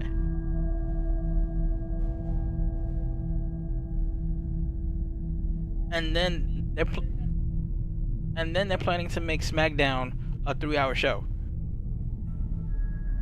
And then they're planning to make SmackDown a 3-hour show. Because they feel like SmackDown needs it. Because they have a big enough roster to make a 3-hour show. Here's the problem. Look at Monday Night Raw. Monday Night Raw is always a 3-hour show. The only time Monday Night Raw was actually hot was during the Attitude Era, when people were going back and forth from WCW to Monday Night Raw for the whole 3 hours, because Monday Night Show was 3 hours from the jump. If it wasn't for Monday Night Show, they wouldn't be on 8 o'clock. Because old school Raw used to come at 9 o'clock, from 9 to 11. So Nitro had 1 hour by itself. Now that, the wars are over and there's this new war with AEW, which, they're doing good, they're taking their chances. And TNA needs to get back on its feet, because we as fans we kind of forgot TNA as a brand in itself. It's there, but it's not there.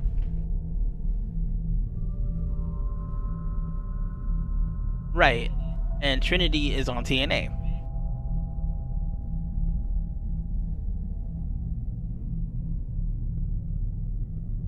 And at first I thought she was gonna go to AEW, but AEW's roster is overbloated. And most of its roster is by established WWE stars. You know, with the ring, and then they got the Ring of Honor crew, which is great. So I can understand why Trinity went over to TNA.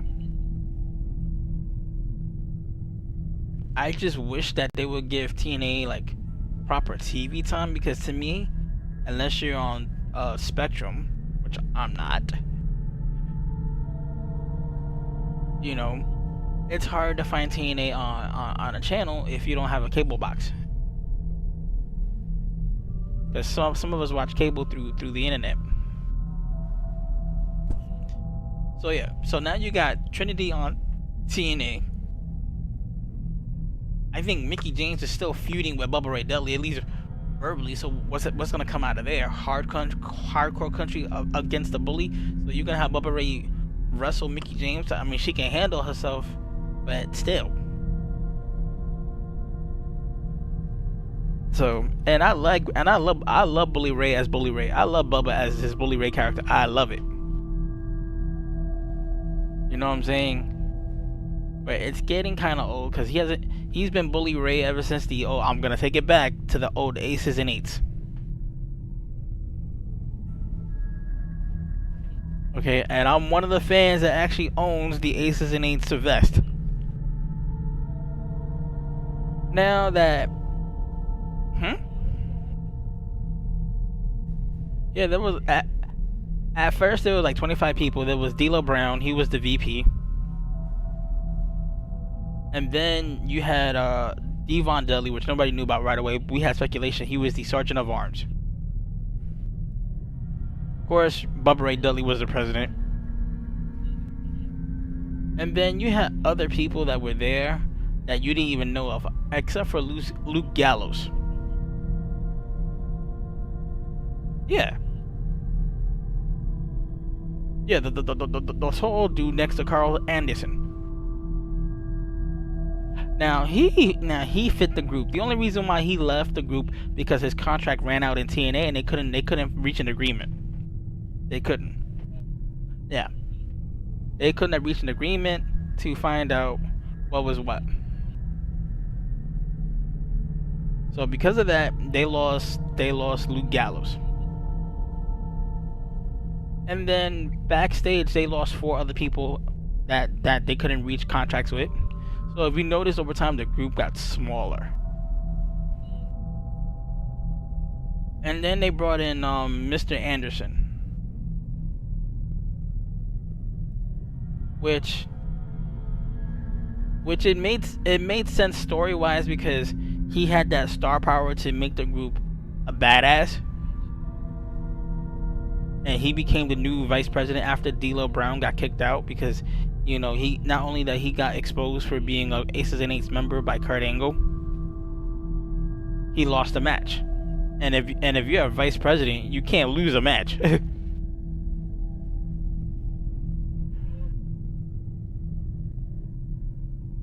Yeah, he did, because when Kurt Angle found out it was D'Lo Brown and he said his secret, he had a match with Kurt Angle, but Bubba Ray said, if you lose this match, you're gone. And he lost the match to Kurt Angle, so story-wise, D'Lo Brown was off TV and he went back to being his behind-the-scenes producer role. And then Devon had a match. Go ahead.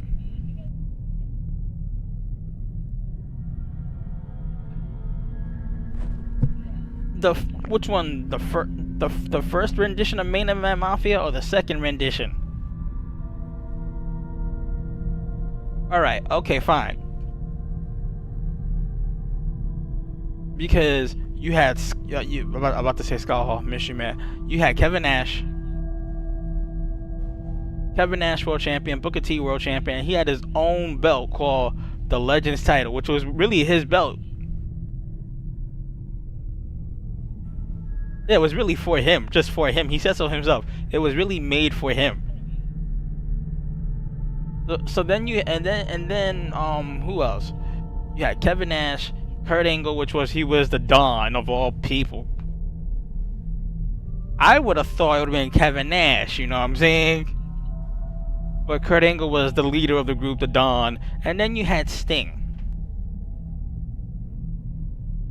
And if you go back and watch TNA during the Main Event Mafia Days first run, that was the most time you ever saw Sting without his face paint. All you saw him was his glasses and a suit. And I'm sorry, Sting as a heel, it doesn't work. Think about it. Can you really picture Sting with his iconic history as a heel?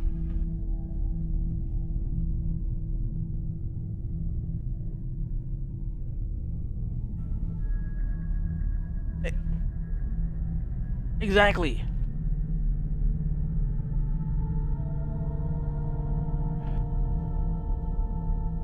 Exactly. So imagine you have Sting as a heel on the Main Event Mafia back in TNA days, which was supposed to be a heel faction, but somehow it became a gray area because people liked it. People liked the Main Mafia. Yeah. On the phone too. Yeah, because you had, like I said, you had Kurt Angle that had mad credentials, Kevin Nash that had mad credentials, Booker T that had mad credentials. Even though three of those guys, or four of those guys really, because if you count Scott Steiner, it was four. Scott Steiner, Kevin Nash, Sting, and Booker T were all WCW guys. Yeah, but that came in the second set. Oh no, actually, I'm partially lying. Samoa Joe got added on because they couldn't beat him. In the first set of Main Event Mafia, when they added Samoa Joe, storyline was the whole Main Event Mafia went after Samoa Joe. Samoa Joe beat everybody in the Main Event Mafia. And this is when he was doing his Nation of Violence gimmick. And that's what it was. Samoa Joe in TNA days was a beast. Straight up beast. Not his WWE run. His TNA run was a beast. Okay. So when the whole Main Event Mafia went up against Samoa Joe and they couldn't beat him, that's when he joined Main Event Mafia. And Sting had a problem. Sting didn't like it.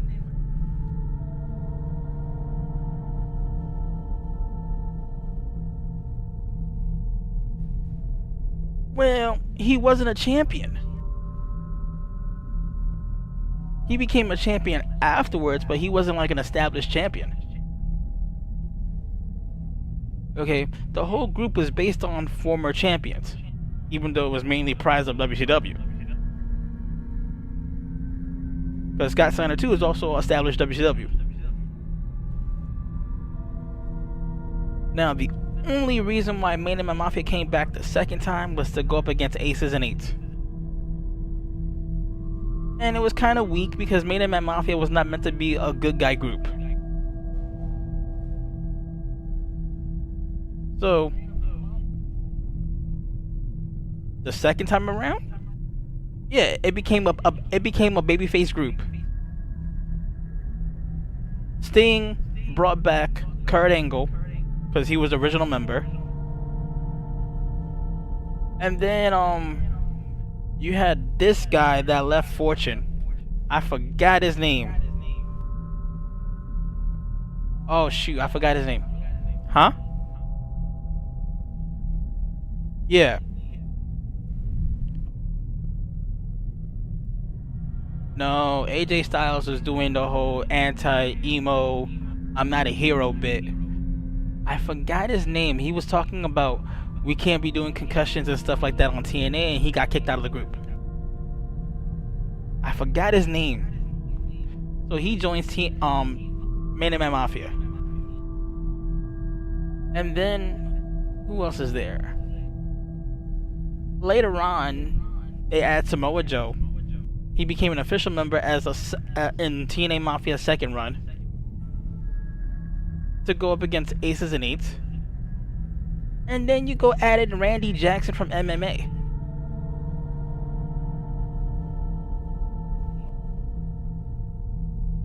which made no chronological sense in wrestling terms. It was a good promotion move, but in wrestling, it was like once the whole MMA thing was over, what was gonna be on Randy Jackson's thing?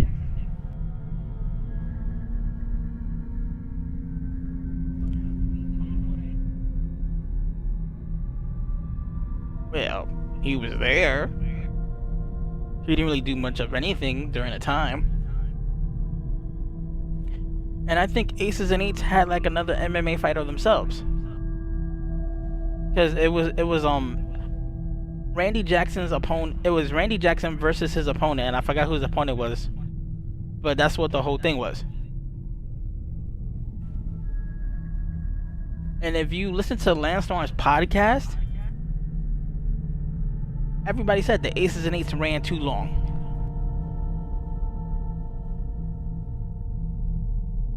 You know, and this was built on the Sons of Anarchy, and I love the TV show Sons of Anarchy. Kid you not, that was an Eric Bischoff creation. Well, the whole Aces and Eights thing. Because he was a fan of Son of Anarchy, the TV show. Yeah. Because Eric Bischoff did the same thing with the NWO. It was a Japanese group back then, and then he moved it to the America, and that's how the NWO became NWO.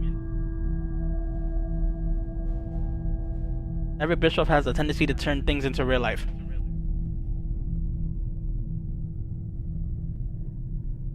And that was that. But then it fizzled out. I feel like once the Aces and Eights fizzled out, TNA itself kind of fizzled out because they stopped focusing on TNA stars, which was the X Division.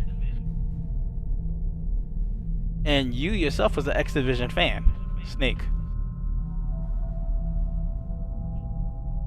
The X Division, where we got to see Chris Sabin, Christopher Daniels, Elix Skipper when he was on.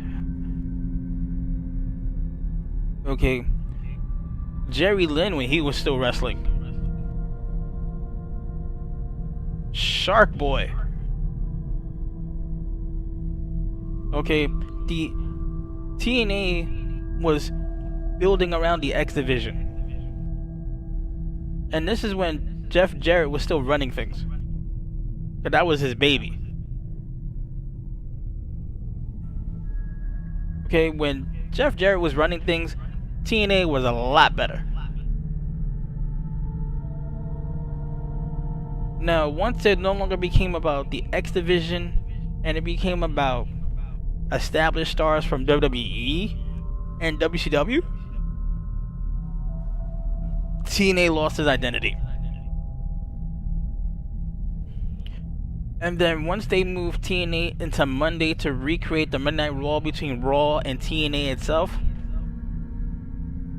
I threw up. Remember back when TNA was hot as hell? I mean, hot as hell. TNA was hot as hell. And then later on you hear where Hulk Hogan and Eric Bischoff, and I said to myself, it's NWO 9.9. Because Scott Hall was there too, rest his soul, X-Pac was there, yada yada yada. The band. So, about 4 months later, Eric Bischoff and Hogan says we're gonna move TNA into TNN and have it go directly against Vince. I think that was a network decision and not Dixie Carter.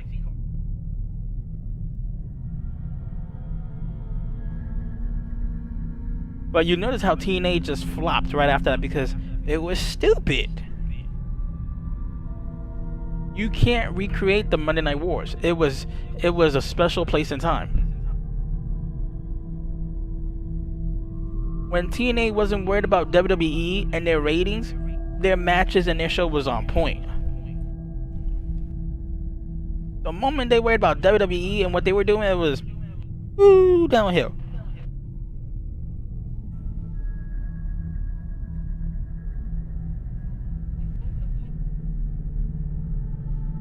I mean, I watched TNA and I watched their presentation. It's a lot focused, darker, grittier show where they're not really showing the lights, glitz, and glamour.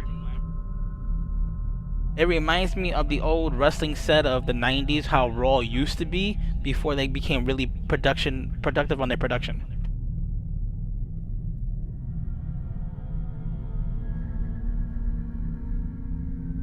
You know what I mean?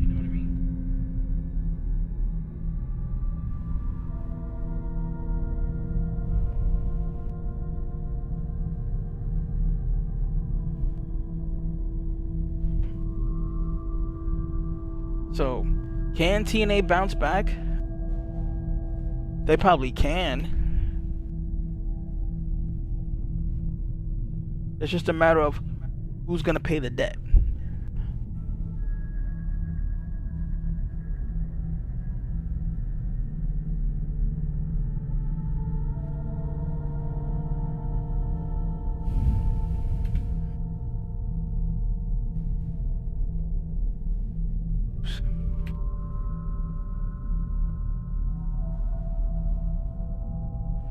Got it.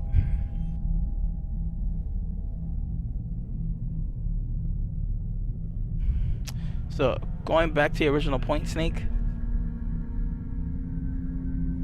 do I think it makes sense for Roman to have all 4 titles? No, but they're gonna do it anyway.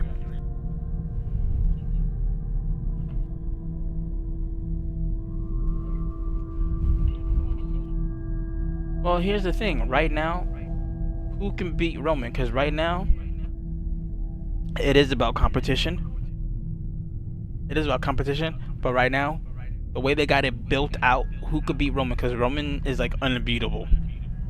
Other than Seth Rollins, and Seth Rollins is on Raw. And right now, he's about to do a movie for DC or MCU. He's about to do a movie for Marvel, I think. So he can't even win the title. Because if he wins the title, he'll be like Roman. He can't be there to defend it. Matter of fact, let's take it back to old school wrestling. Remember old school wrestling when if you couldn't defend your title within 30 days, you lost it regardless. When was the last time was that rule enforced?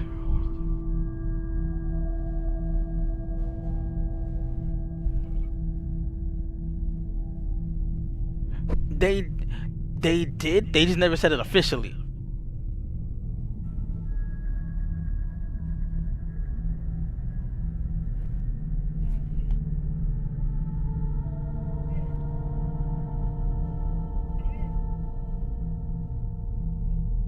Well, that was the funny thing. When Brock won the title, pick whenever first time you want to think about it, Brock only defended it on the 4 main pay-per-views, which was SummerSlam, Money in the Bank, Royal Rumble, and WrestleMania. Other than that, he didn't do jack much, and he made small appearances on Raw and didn't do jack. That's because he had a special contract deal with Vince, and Vince looked the other way. So he ignored his own rule. Look at Roman now. Love Roman. Got nothing bad to say about him, but the way they're building him out, he's not defending his title every 30 days.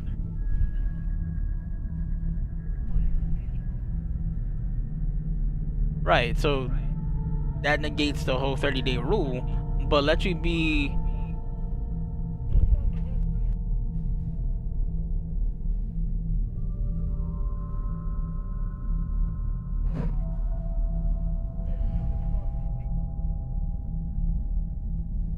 on the phone.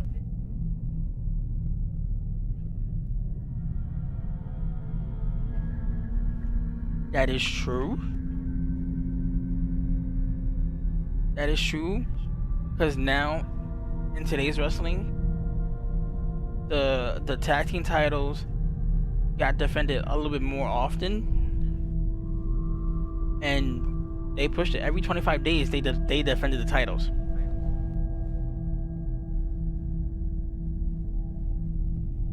No, when it was the Usos, it was every 25 days. Yeah, they flirted the line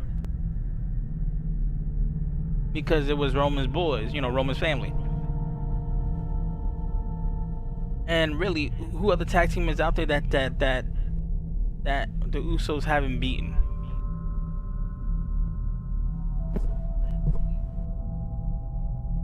Because they defeated every champion, every tag team that was on Raw and SmackDown.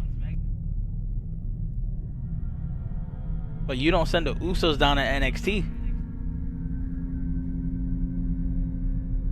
Back in the beginning days of NXT, you had already established champions that would go down to NXT to show the boys something. Now, that's it.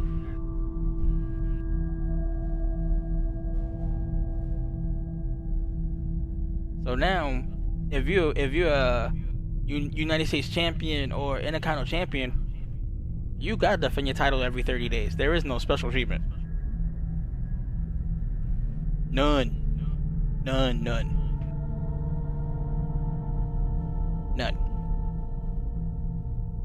Unless you're like one of the Office favorite, then yeah. Because look at Becky Lynch, look at Bianca Belair. They defended the titles often.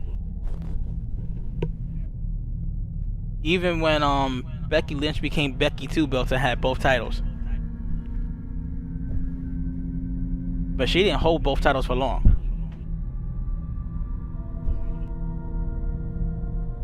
Right. And now Bianca Belair is on an impressive reign herself. She's almost 1,000 days, or maybe 300-400. I gotta check the date, how many days she's been champion. But they're making Bianca Belair unbeatable. Go ahead.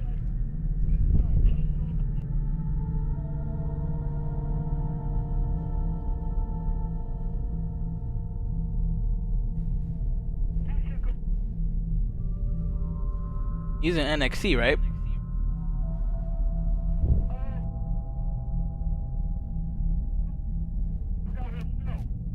Oh, he's on the main roster.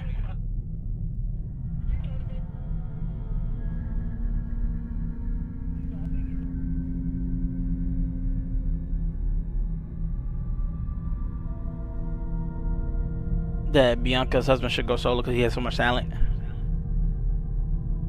I have to see him wrestle, but if you're saying that, that's heavy, Snake. But here's my issue with the women's division. You got women that should have the title belt that don't get it. Okay, because look at Natty Neidhart.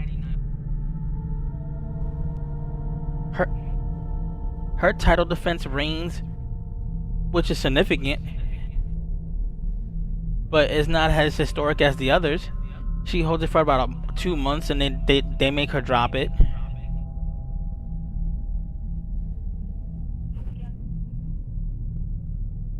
Yeah, with the women's tag team division.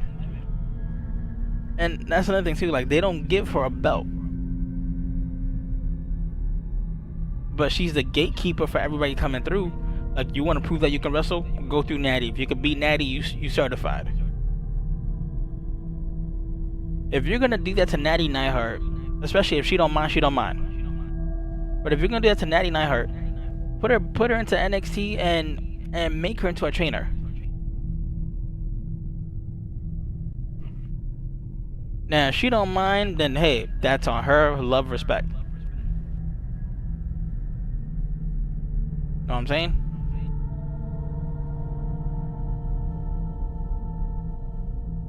Because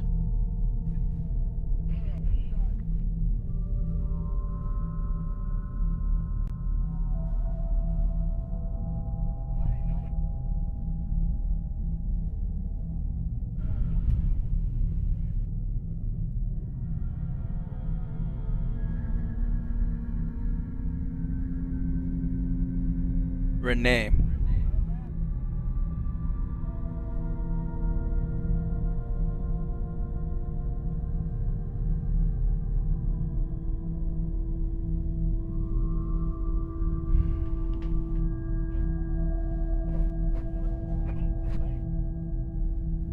Fair point. That's a fair point. Because they did that with Renee. I mean, not with Renee. You know who they killed? Asuka.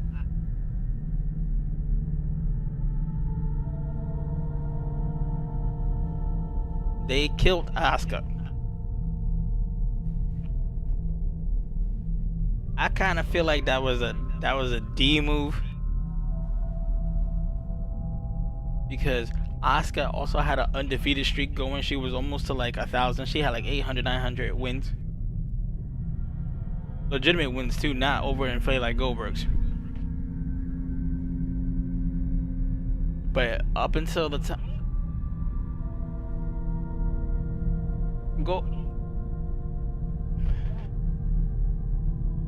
well, see, Goldberg wrestled on the off TV shows, and he wrestled like Hugh Morris like 20 times,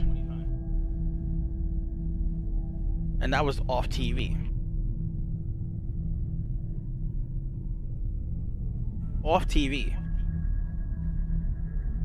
And then they admitted later on that yeah, they were just throwing numbers up there,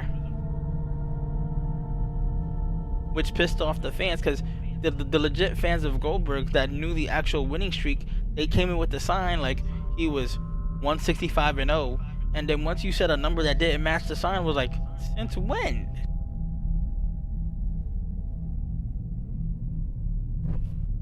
So it was like, since when?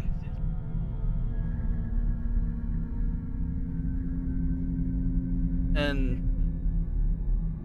that, you know, it turned people off. It didn't kill Goldberg the character right away, until they made him lose the title in the most stupidest fashion.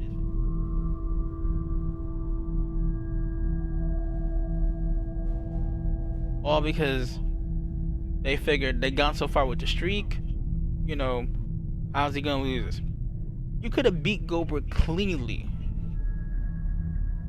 but Goldberg was okay with getting tased and blah blah blah. You know that, right, Snake? He was okay getting tased. Goldberg was okay getting tased. But what he really wanted, which a lot of fans don't know, he wanted to really get tased, not get cattle prodded. But they said no, because the tase might kill you, the cattle prod was safer. So they say. And then what killed WCW was, not only you killed Goldberg's streak in the most dumbest faction, but then you have Kevin Nash square off against Hogan that could have been a very heavy, legit fight, and they do the finger poke of doom.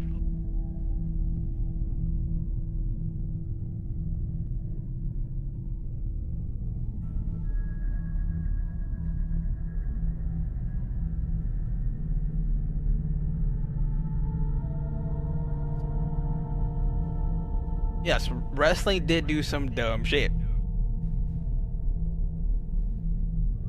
Okay. And Kevin Nash, to his credit, has defended the finger poke of doom numerous times on many podcast shows. True or not? That Kevin Nash had defended the finger poke of doom. He said it on so many different. He was like, it wasn't my idea. It was designed to have Goldberg go up against a healed faction, so that way he has somebody to beat. I understand that. It was the execution that was the problem. And don't get me wrong, I'm just an armchair wrestling watcher, script writer, whatever you want to call it. If you're gonna have Goldberg go through a heel faction like the NWO again, Why not have a legit match, have a good fight, so that way the title win and the title belt can still mean something?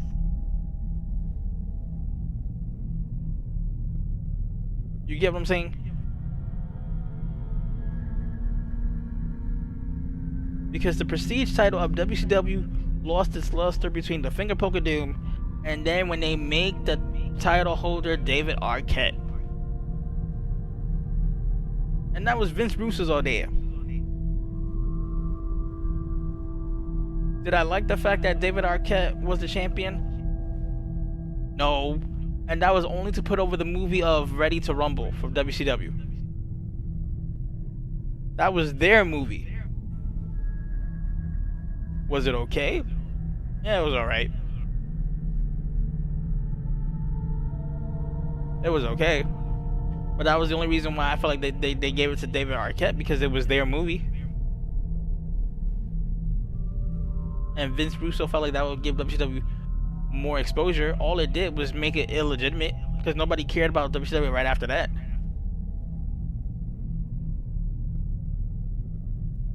True or not? So, and then the final nail in the coffin is when they finally dropped the NWO angle. They finally dropped it, and they created the New Blood faction, which I thought was kind of stupid. Remember back in the day of 2001, 2000... No, I don't want to say 2002. 2001? Where Eric Bischoff and Vince Russo standing in the middle of the ring with everybody in the ring. And he says, we're going to start over fresh. We're going to create... It's going to be the New Blood Talent versus the Millionaire Club, which is established wrestlers that made millions. So the new talent was called the New Blood, Booker T included. Booker T was part of the New Blood faction. Mind you, he was already champion when this happened. Funny enough, yeah, it's true that you say that. Booker T was not new, but he wasn't overexposed like the other stars were, like Kevin Nash, Macho Man, and all that. And at one point, Sting was tag team partner with Vampiro. And then they started going at it, which I thought was kind of funny. It was like a mirror match. But, you know, by the time WCW started making new stars, it was too late. By the time they were making new stars, it was too late. Nobody cared. Time Warner was in charge of WCW. Jamie Killer did not care about WCW, and Ted Turner had lost his power. So by then it was just dead. Eric Bischoff tried to buy WCW so that way he could relaunch it later. Deal fell through because Jamie Kilmer, that was in charge of everything, said no. We'll give you the tape, we'll give you the library, we'll give you the rights, but we're not giving you TV time. And without TV time, without TV time, WCW ain't worth nothing but $20. Or maybe $200 now if you want to add inflation. I feel like if we would have capped WCW, wrestling would have been better.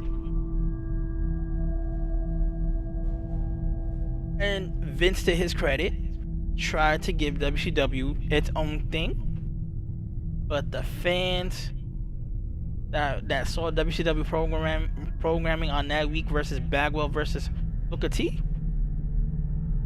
hated it. And you know why they hated the match, right? It wasn't the fact that the match was bad. It was you put on a WCW show in front of a WWE crowd. That's why they was pissed off. Had this would have took place in Atlanta the week later, because they was going to Atlanta the following week. Had this would have been in Atlanta, they would have had a better chance, because that was WCW territory. But, you know, Vince thought he can do it. And then when he saw how bad it was and the fans rejected it, he said, we're not doing this. Because WCW was going to get Monday Night Raw time. So picture that. WCW was going to be on Monday night only. And WWE was going to be solely SmackDown. Solely. That was the plan. That got squashed. So then became the whole invasion angle, and that was kind of garbage.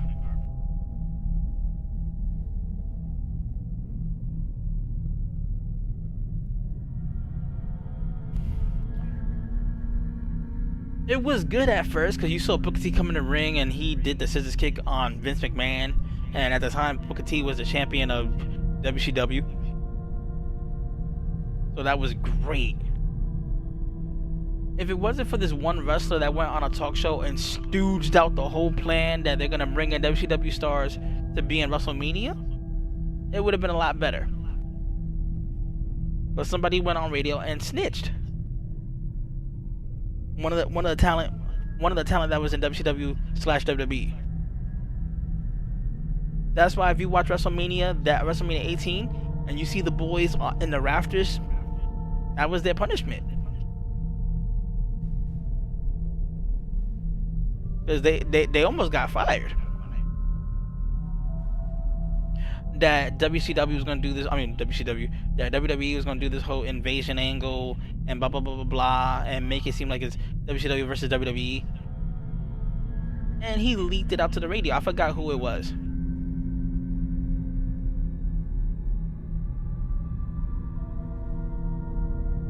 Sort of, because what got retarded was, okay, you had Chuck Palumbo, Sean O'Hara, which was a good tag team at the time.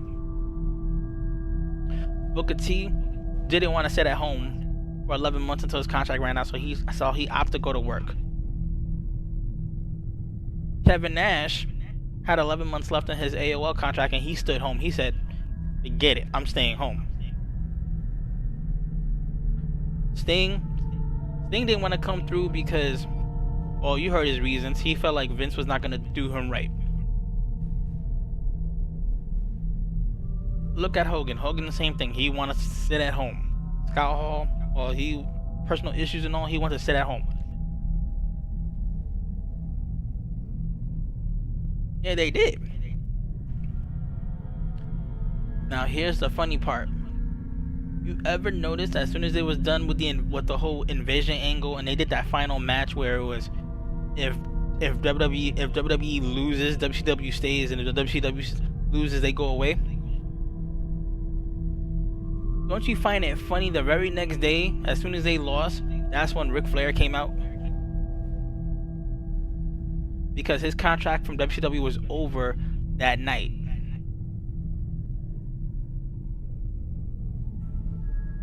Woohoo! Yep.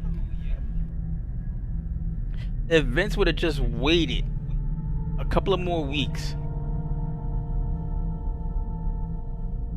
and then a week later he brings the NWO, followed by Goldberg.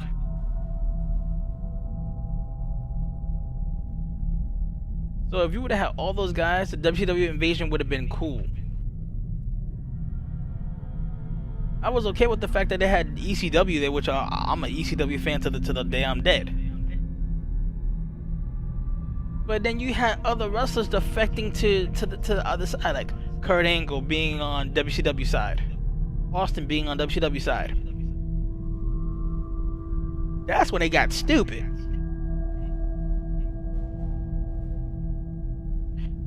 Actually, that's a lie.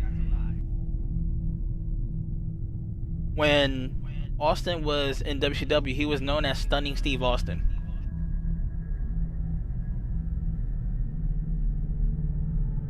Where Brian Pillman, the Hollywood Blondes, when Brian Pillman used to still wrestle. Okay? It wasn't until his injuries and whatnot where he couldn't wrestle the way he wanted to, but they was known as the Hollywood Blondes. And to this day, Austin still wears the gold chain around his neck that Brian Pillman gave him.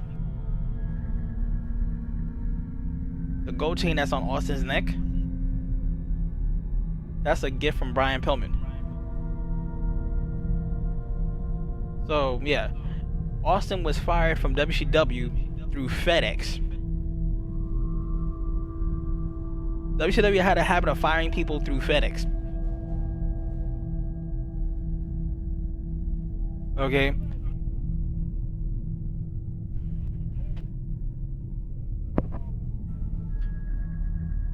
I agree with you. If you're gonna fire me over the phone or in person, but don't fire me through FedEx.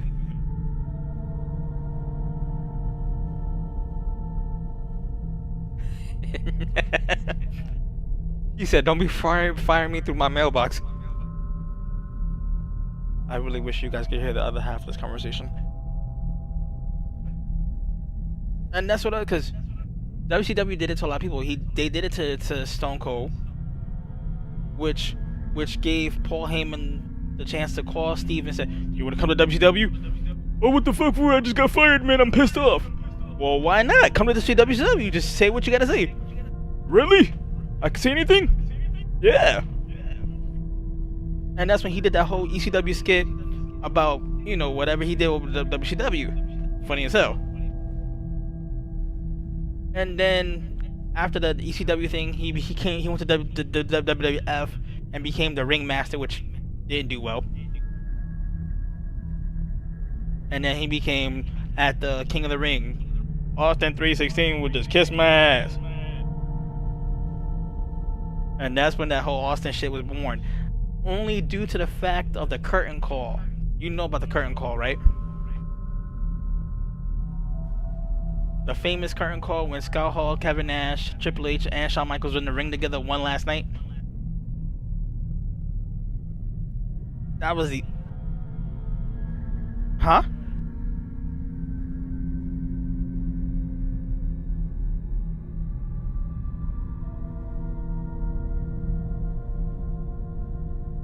Yeah, because one random two friends took a video of it and saw it, and they brought him on live TV a few years ago. But yeah, it was because of the curtain call. Scott Hall was leaving, Kevin Nash was leaving. They couldn't touch Shawn Michaels because he was champion, so they screwed with Triple H. Because Triple H was supposed to go over that year in the King of the Ring. He was supposed to win the King of the Ring that year. But because of the curtain call incident, they made Austin go over, and that's how that whole thing came to be.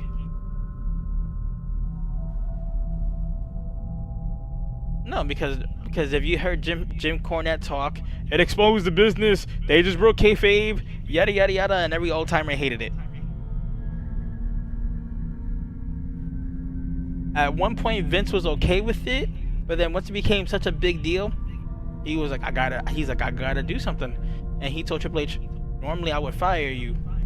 According to what Triple H had said, he's like, I would fire you. He let it just hang there. But he said, I'm not gonna fire you. I'm gonna put you through hell for a year. And you guys take a lot of it. Paraphrasing, because he said something different in his DVD, but you know, I'm not gonna copyright that all through. But you know, Triple H came out of it and he became the cerebral assassin. But it was supposed to be Triple H winning the King of the Ring, and that's how that whole Austin 316 came. And that was during a match between him and Jake the Snake Roberts. So, talk about wrestling history.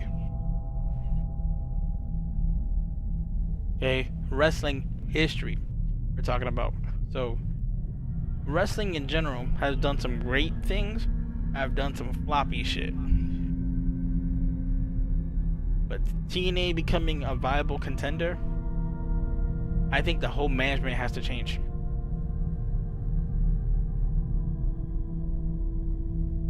Because look what happened to EC3.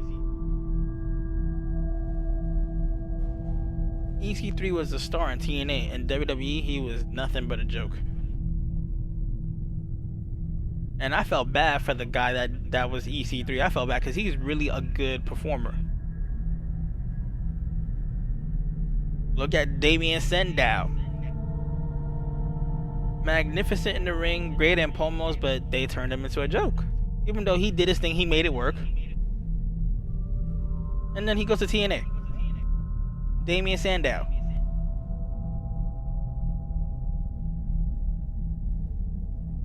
Yeah, they did. They made him to a joke. Even though he was funny as hell as the Miz's stunt double. I'm not mad at that. Funny as all hell.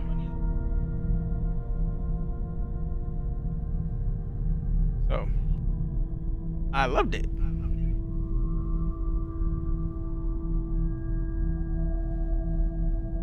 Yo, as soon as he had his first match in TNA, he was a beast.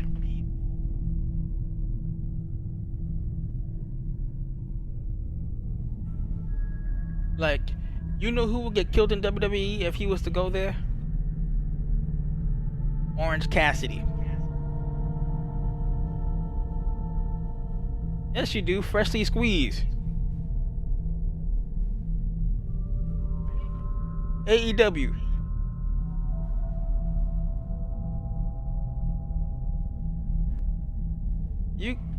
You go to AEW and watch Orange Cassidy's matches. He can wrestle. But WWE would hate his style because when he connects with you, he just taps you. And the fans are into it.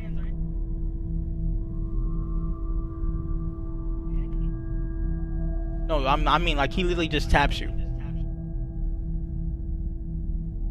Yeah. And his opponent just stands there like, you're gonna do this? Really? You're gonna do that slow motion hitting? Like really, go to YouTube, type in AEW, look up some Orange Cassidy's matches, which is good, and he can wrestle, but he has a certain way of doing it. And one of his moves is called an Orange Punch. Everybody now does Superman Punch now. But he defends his belt every week. But yeah, if Orange Cassidy was to go to WWE, he'd get buried. I think, because they don't take him seriously.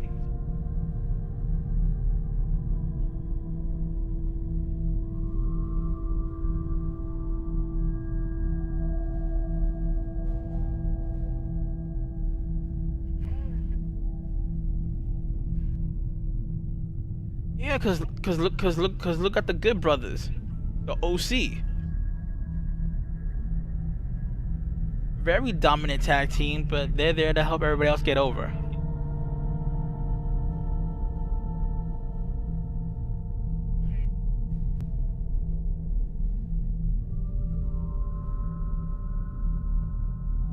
Because if the OC was able to get loose with AJ Styles, they would be unbeatable, because really the tag team division couldn't hang with the OC. Meanwhile, there's like 10 people there that's from the Bullet Club.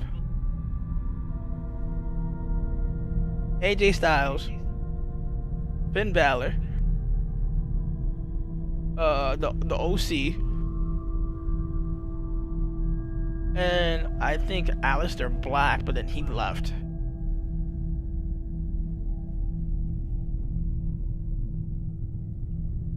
I think so. Don't quote me. I think so. And if that's true, they slept on him, because Aleister Black was good. Only problem with that, when he hit you, he hit the snot out of you. Because he does that Japanese strong style.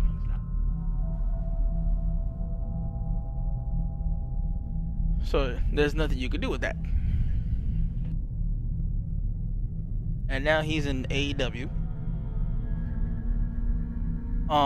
Who else? Rusev. But he's known as his real name, Miro. Yo, everybody love Rusev Day. The funny thing was, Vince never had him to become a megastar. We liked it, Rusev, on our own, and Vince hated it. The more we liked it, Rusev, the more Vince was like, Stop this, damn it! No more Rusev Day. Rusev Day. All right, you're off TV.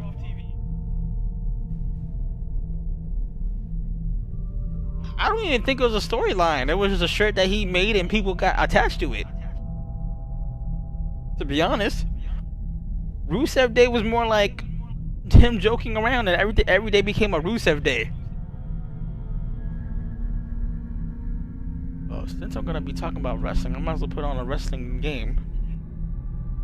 I think I'll do that. I'm over here talking about wrestling for the last hour, so I might as well put on the wrestling game. It makes sense, don't you think? Because right now I got the Assassin's Creed Chronicles in my background. I might as well put on the wrestling thing.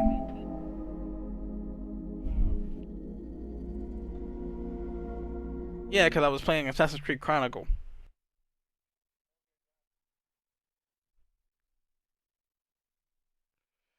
But we're still just chatting.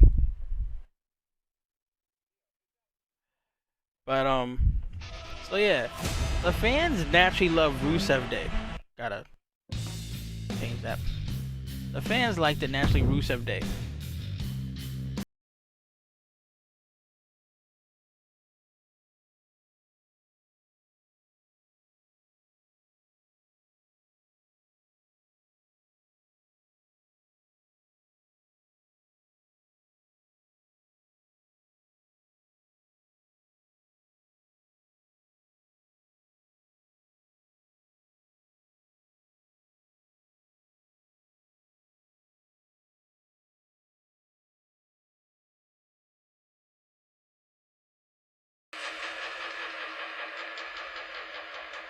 Yeah. Copyright strikes. Tap out. Go off the top ropes to look out below. And the next thing you know, you'll be on the floor. What you gonna do when you're on your back? From a mean body slam, oh damn, you whack. You like, what the heck? All of a sudden this dude sitting on my neck. Where's the rep? Straight from the WWE. I mean, it was the first time that we heard that. Like, if it wasn't their decision and we get them over, they got mad.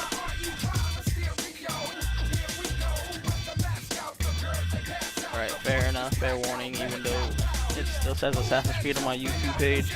This is WWE. Just bear with me, guys. But yeah, so we put Rusev over because we like their Rusev. But it became a problem after a while. That's why Rusev left for AEW.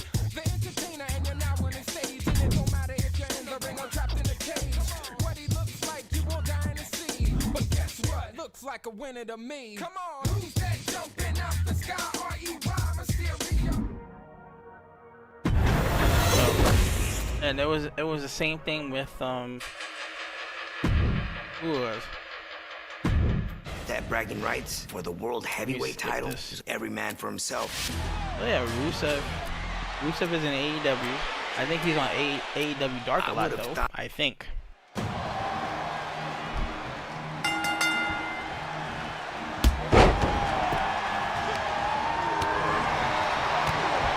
I think he's on AEW Dark. So, but you know, and then Mark Henry is also there too, but I think he's a trainer. And Paul White, he does a lot of commentary. Big Show. And Big Show just having fun.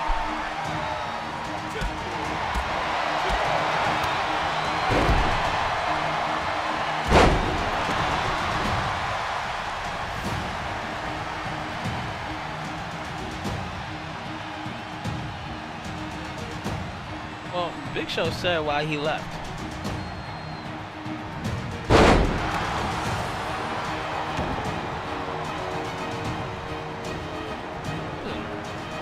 Big Show said why he left. He wanted a better position in the company, or at least, you know, for his character. And they wasn't feeling that, and they said no, and They offered him a ton of money, and then he could be like a producer type or a trainer. He didn't want that. He still wanted to be in the ring. That's why they parted ways.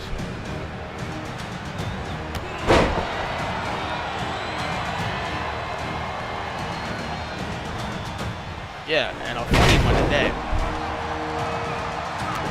I love Big Show as a commentator. Get my ass handed to me by Batista. No, I'm playing the Rey Mysterio story mode while we're talking about wrestling, because it makes sense. If we're not talking about wrestling, at least let the fans watch a wrestling thing while I talk about wrestling.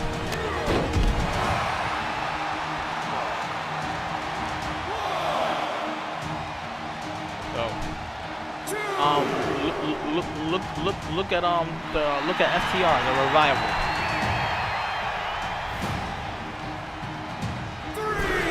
Yeah, the revival. When they was in WWE, in the beginning they were some mean tag team, and then WWE made them into a side joke.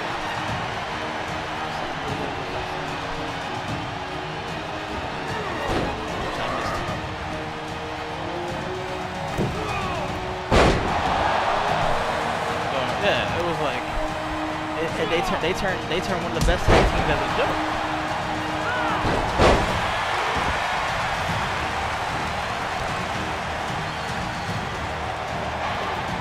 I knew Batista's game plan. And now look at the revival now. Now they got better respect on I just AEW. love to use the momentum to my favor. I mean, my hope was skipping a lot of this.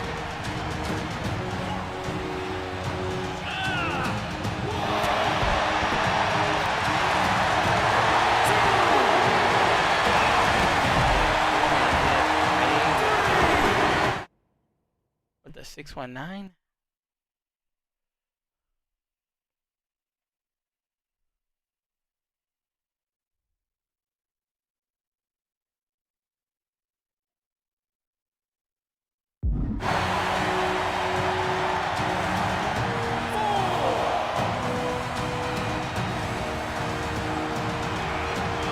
Still with me, Snake?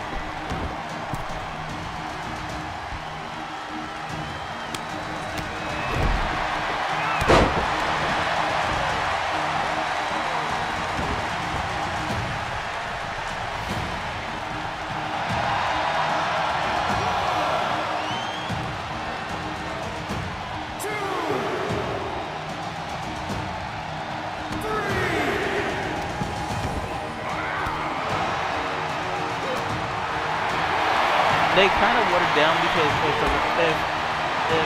if FTR, because let's call them by their real name now in AEW, if FTR was to really be cut loose, they would help the tag team division. But I think Tony Khan don't know what to do.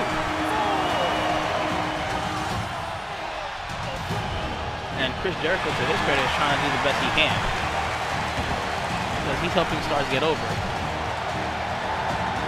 Fozzy. He being Fozzy right now.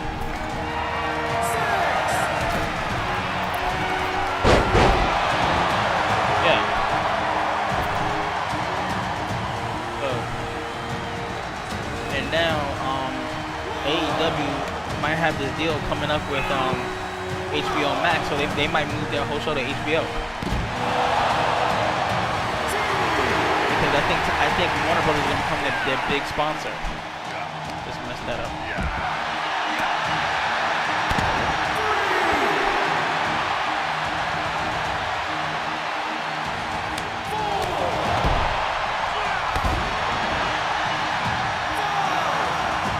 Which I don't mind because, you know, I like competition. I do.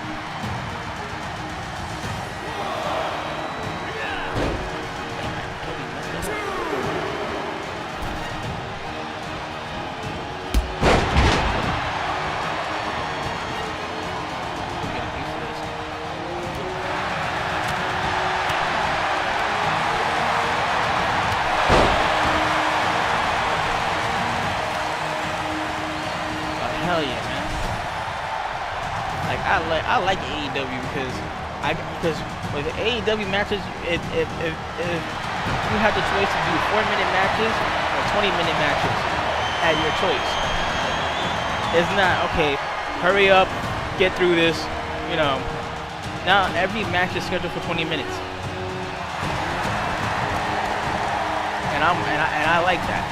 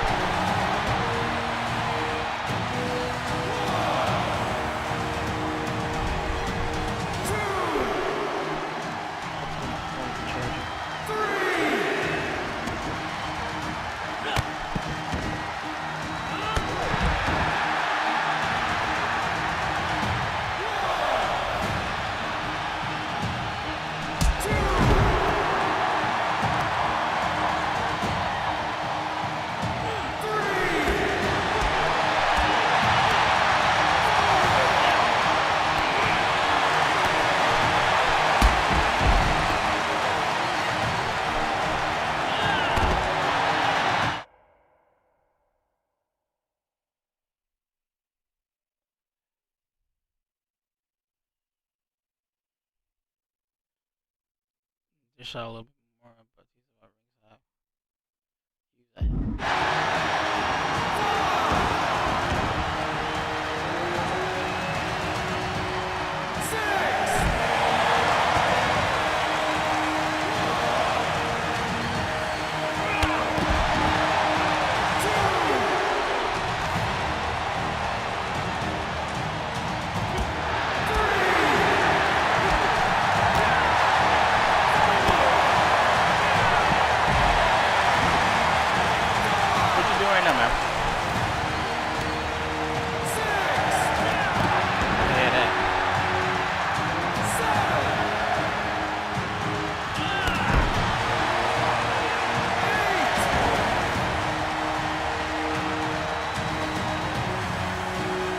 you'll make it.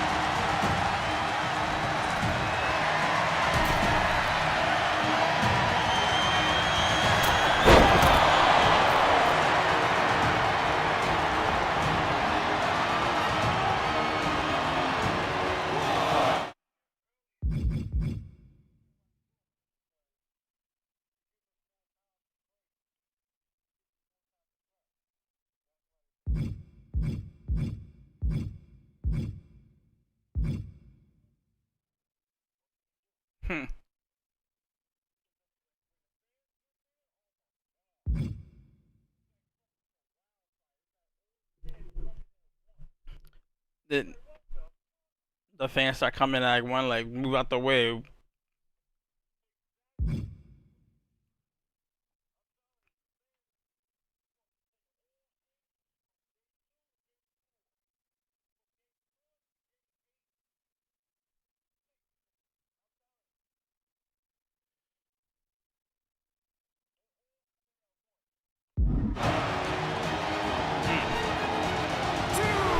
That's crazy. Yeah, you know, the fans are very passionate. You can't deny that. The fans are very passionate.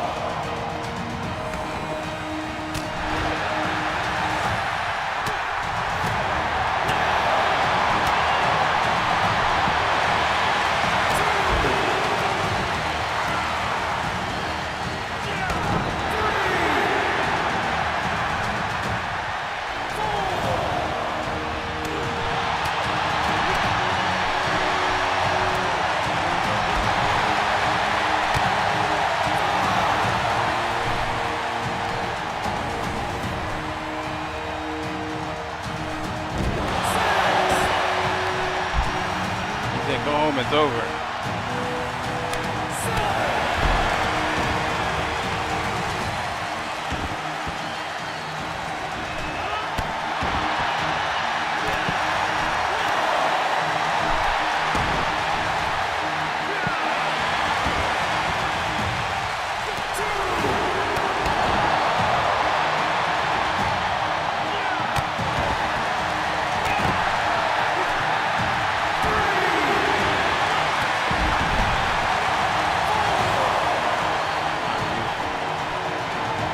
Alright.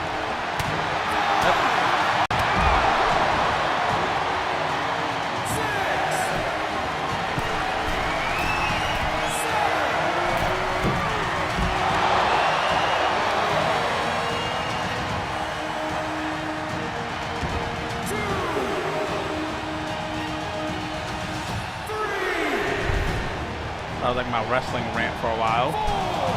Just chatting.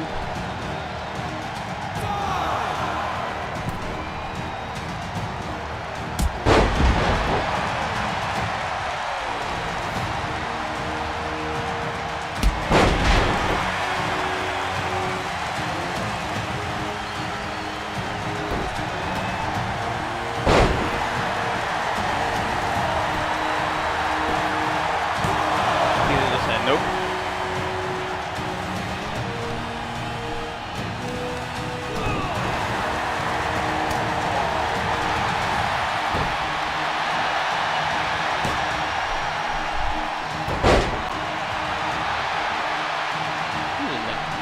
Talking like a cheap suit.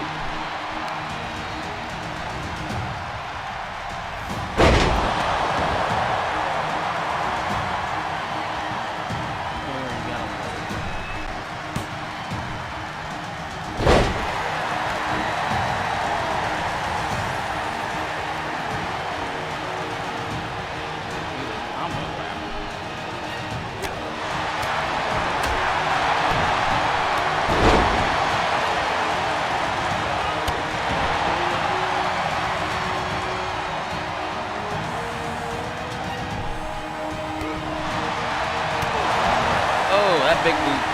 There's almost got his mask off.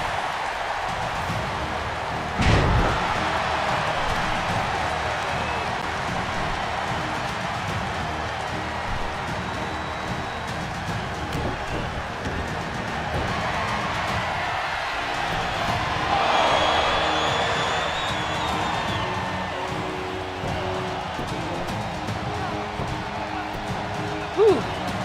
Fight that back.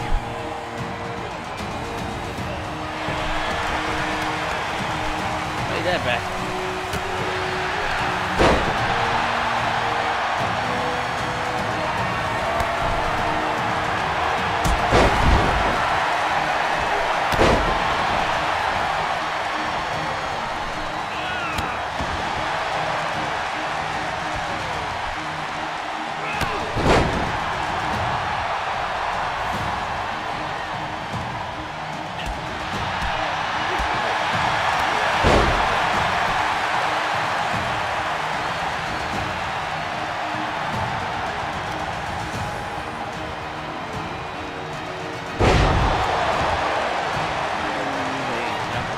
Grapple combo.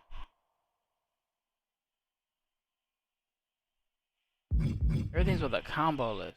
Jeez.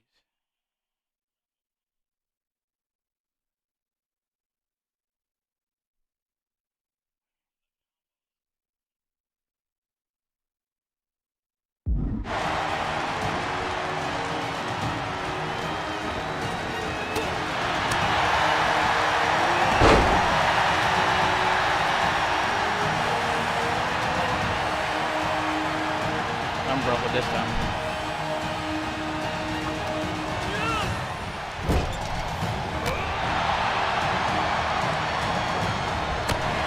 Oh! Turn me inside out.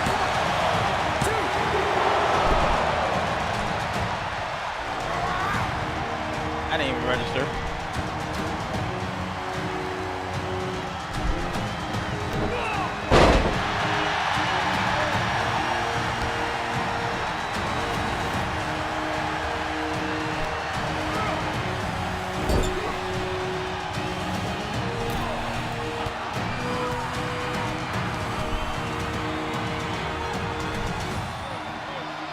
do like a few matches and call it. I've been on here for a minute.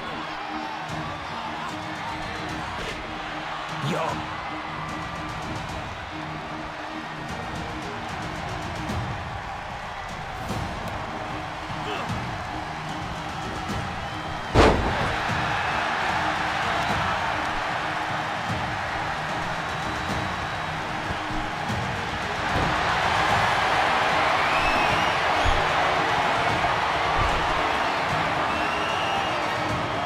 Batista's like really trying to get me to submit.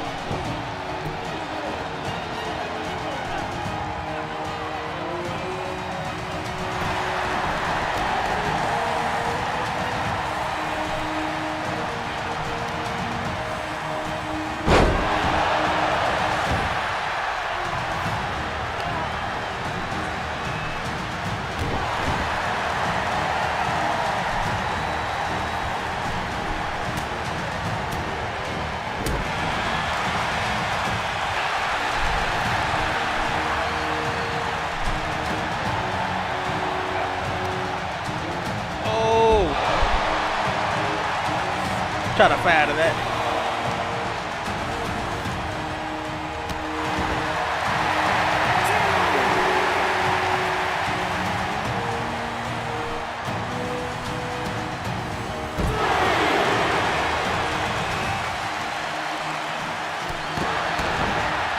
Stun is over.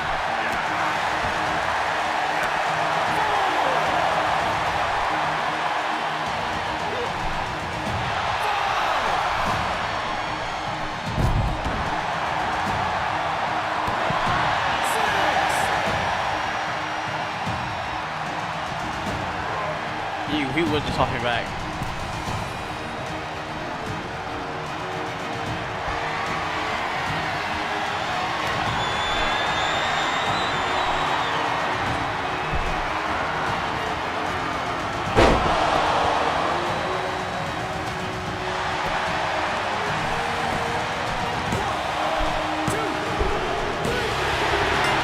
They were too damaged. They were too damaged.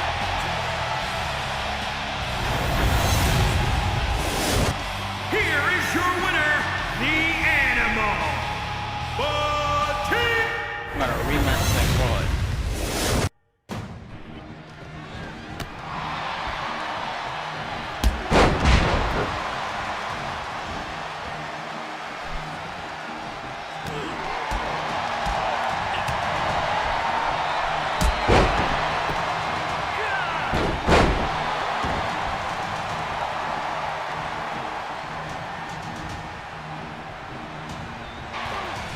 I knew Batista's game plan.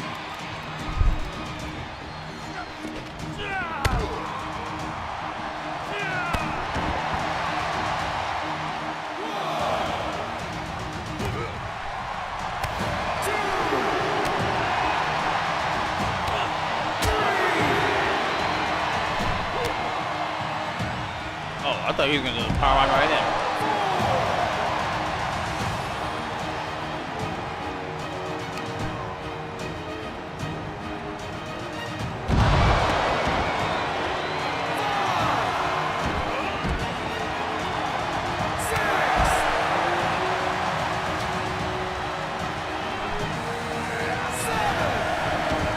He rolls me in the ring.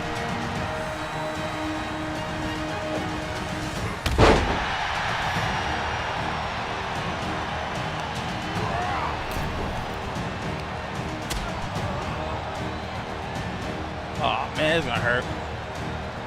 They got, ow, I would say AEW.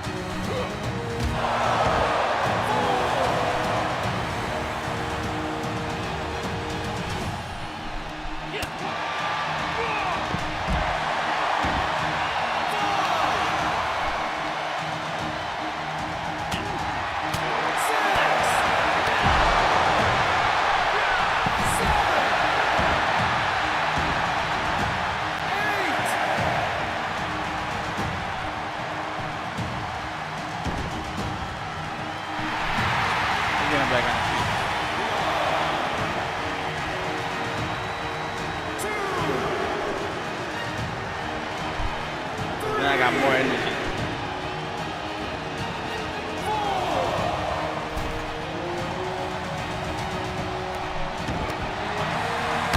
Block that.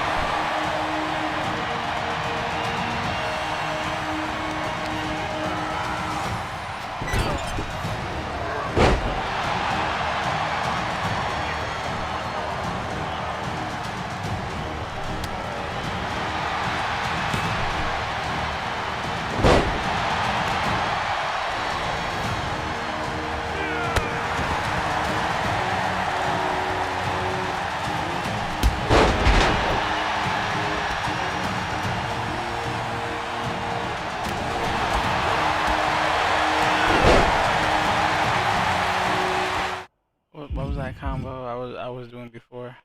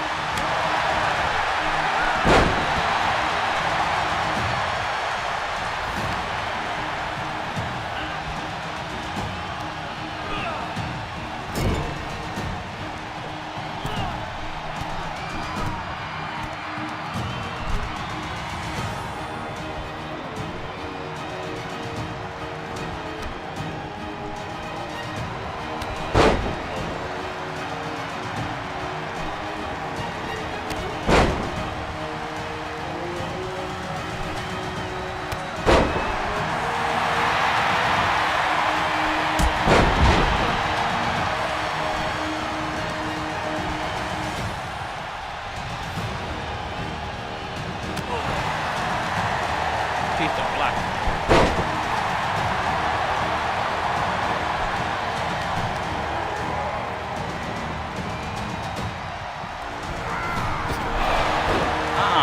I had that full before he did that.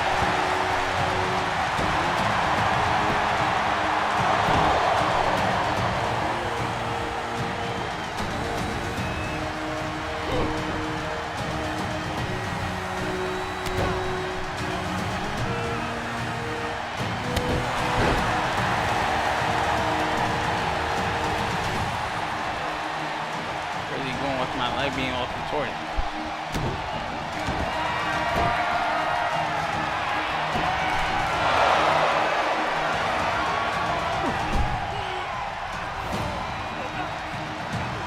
Hell on my finger.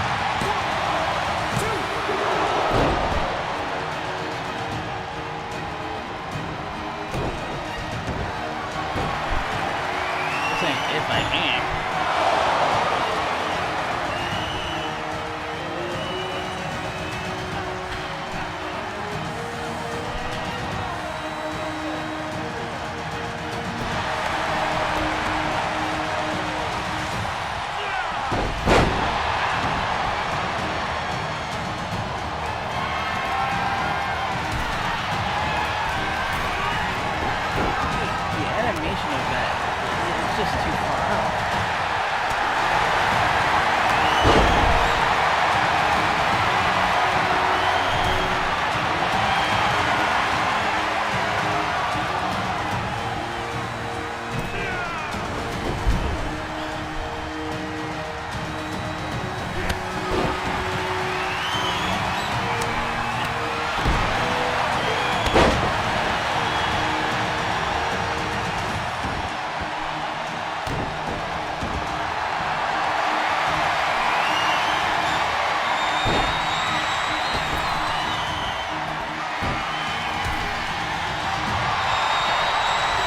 Determined to pull this off.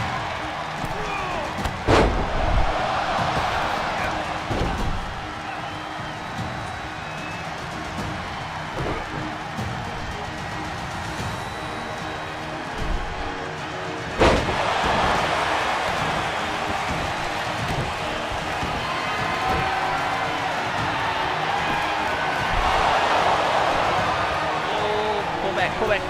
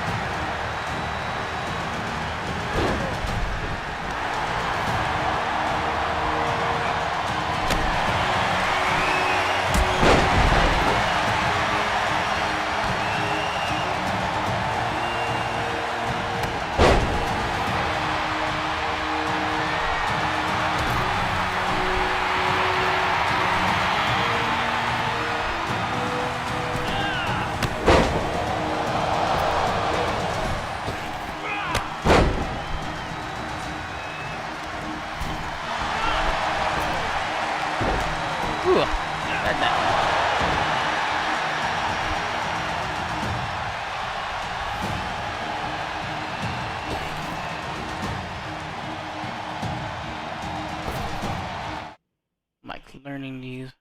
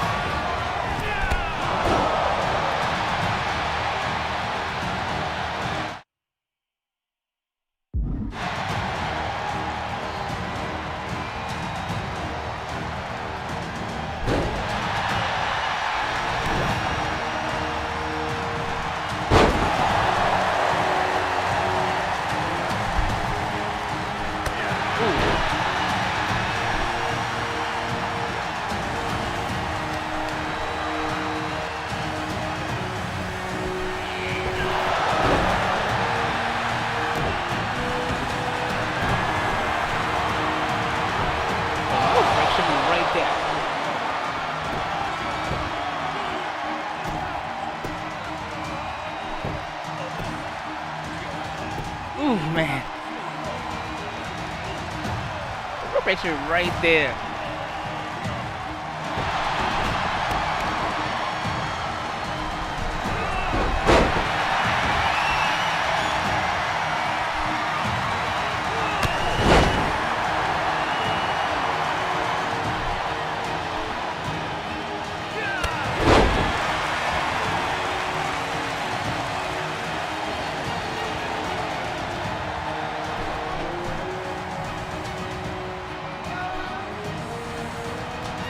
I was going out on my sword, you know? If I had any breath left, I was fighting him. I couldn't give up. Ooh.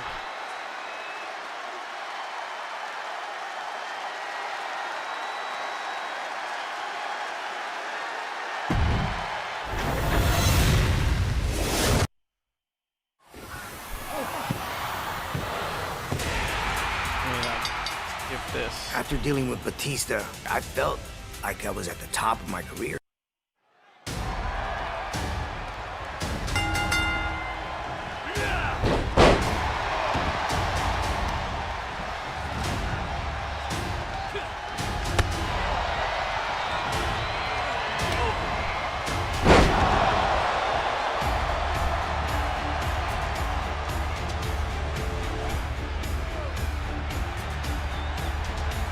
I thought they were gonna do old school on me, like right there.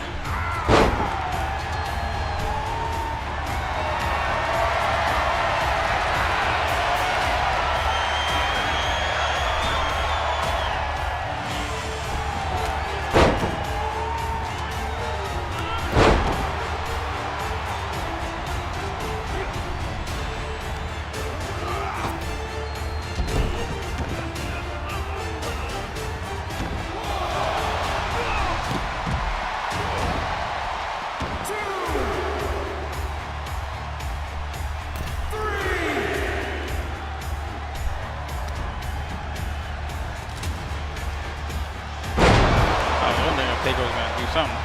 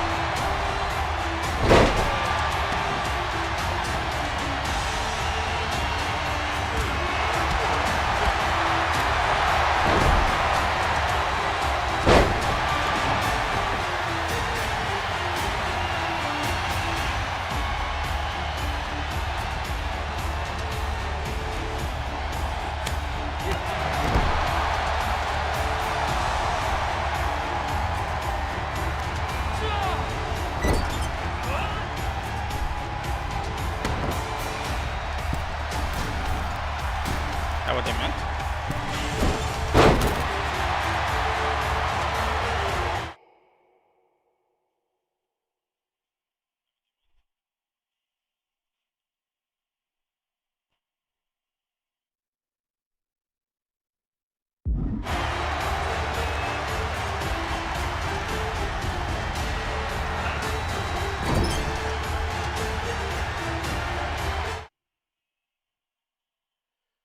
Facing front. Press X from A. I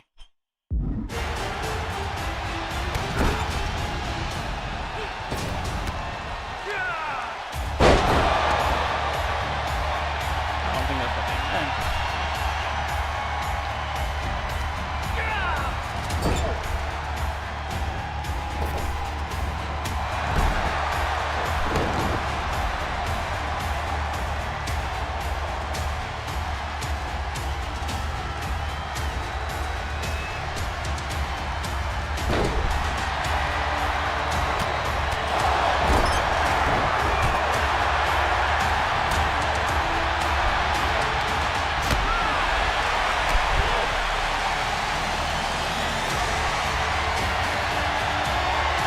No, I didn't block it.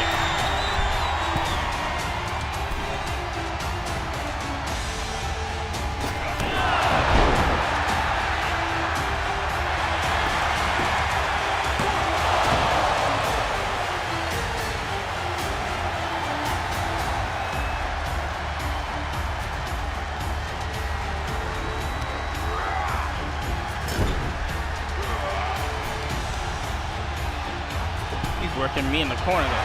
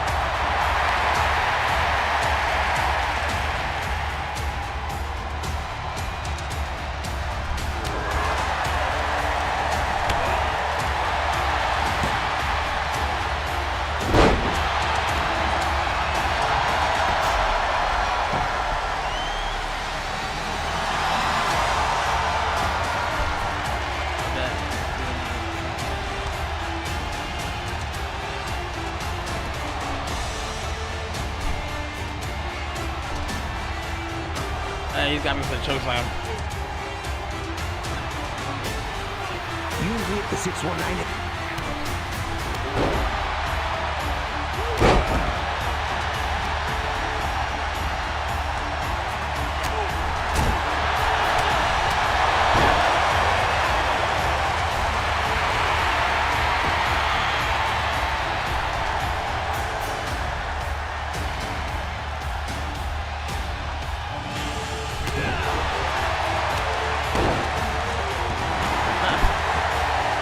He said not this time. Not this time. Poor Ray.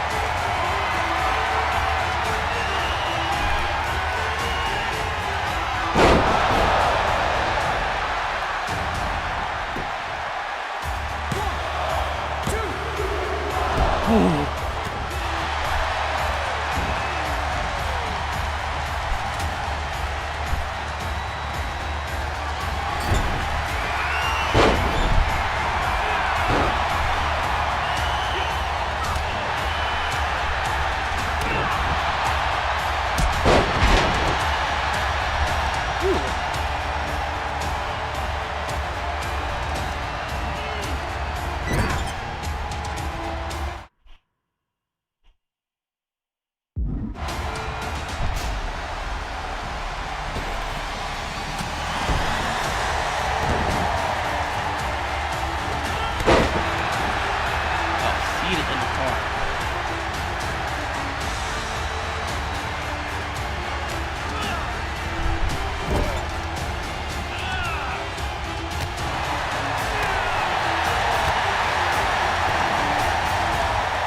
He didn't go down on that one. He just said, I'm tired of this.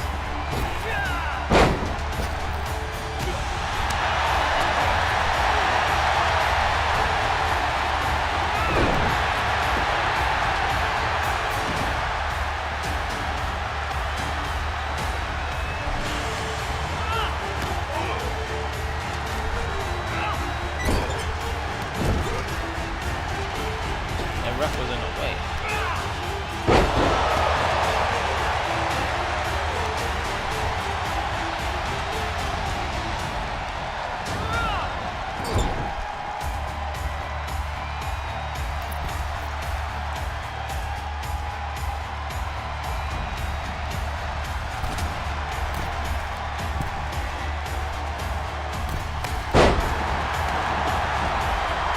That's funny.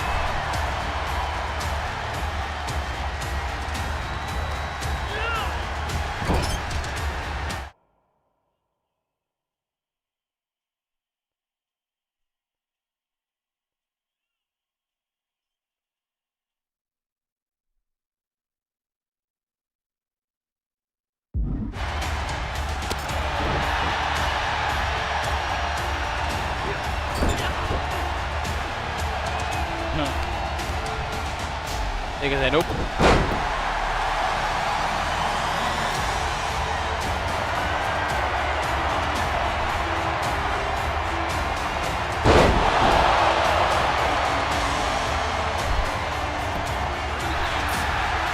Rope break. Finally a rope break that played in my favor.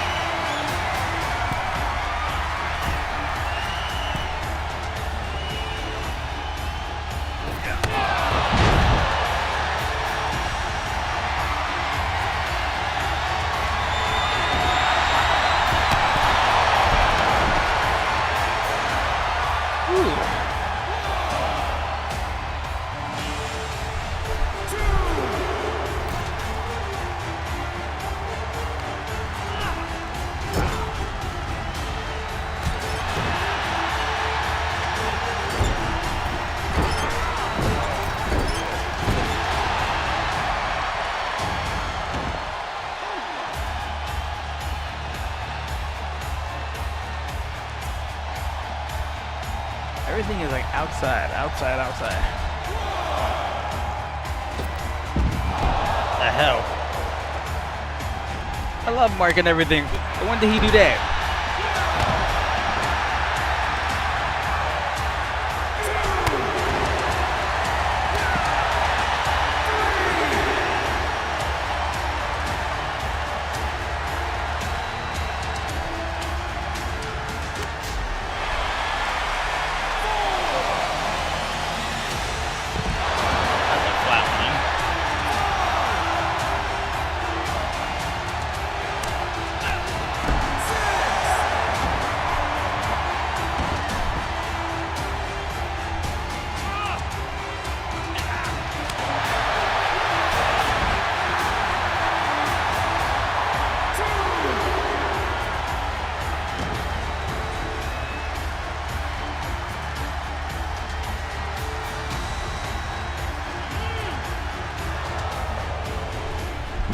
going aerial is always a double-edged sword.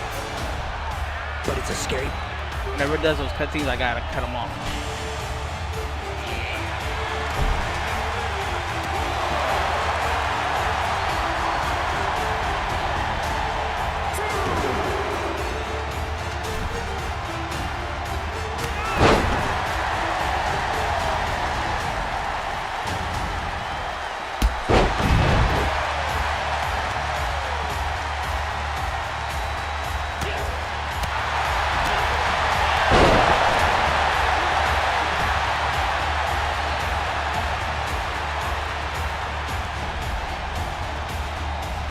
Everything's alright. Oh, running rebel.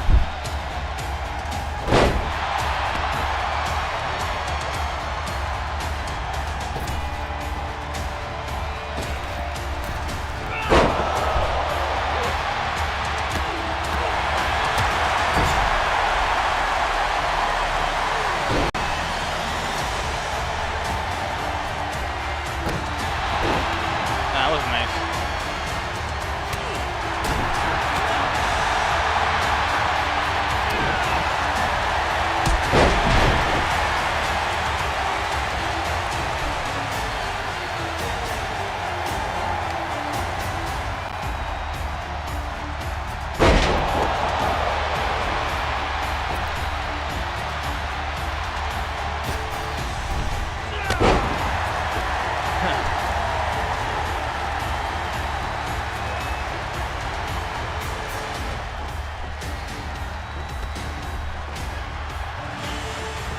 Dial it up here.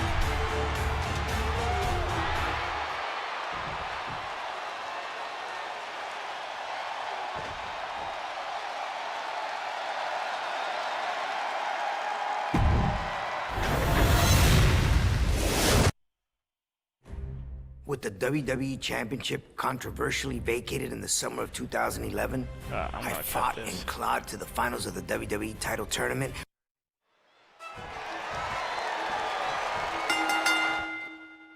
I'll put my phone on the charger.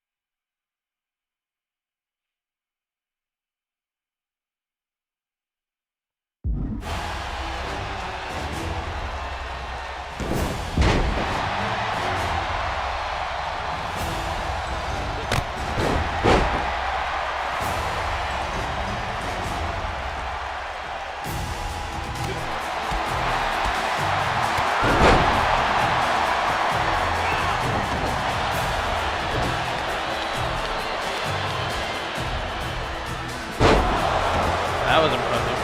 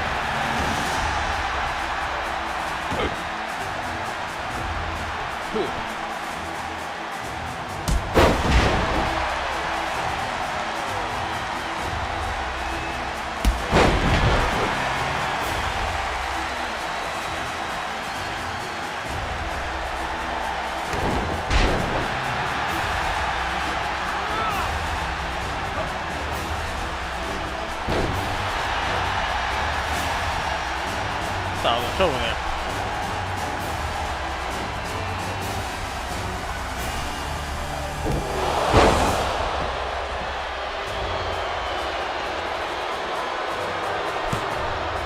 You gave me the open door.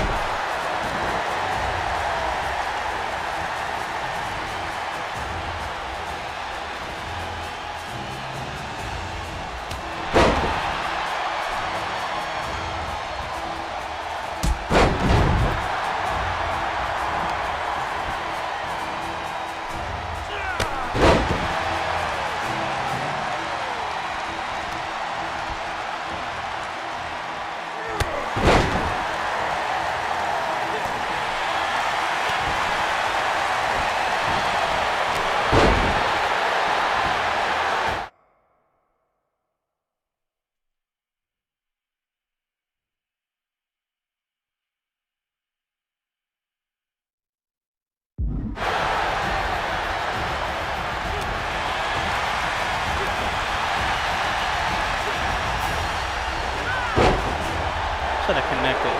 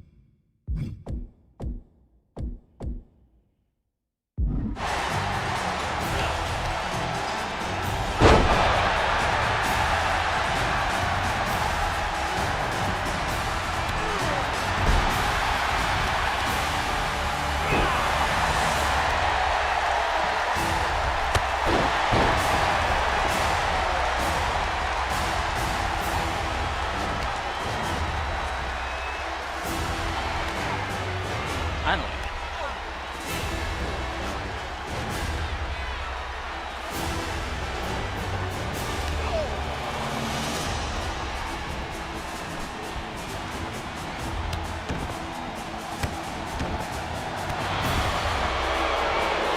Outside the ring too. Every match we ran outside the ring.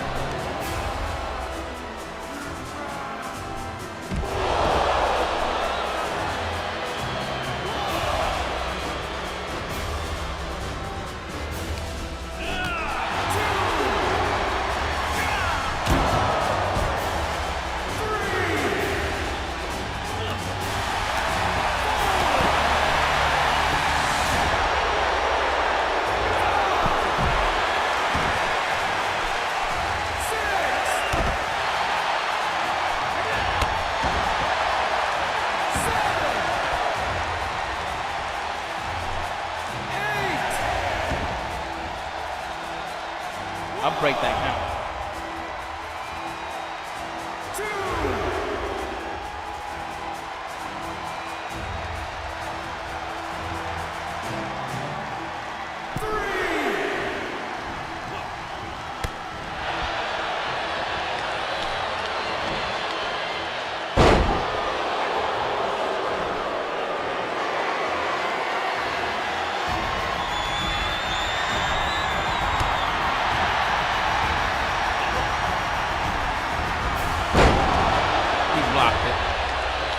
somewhat of it.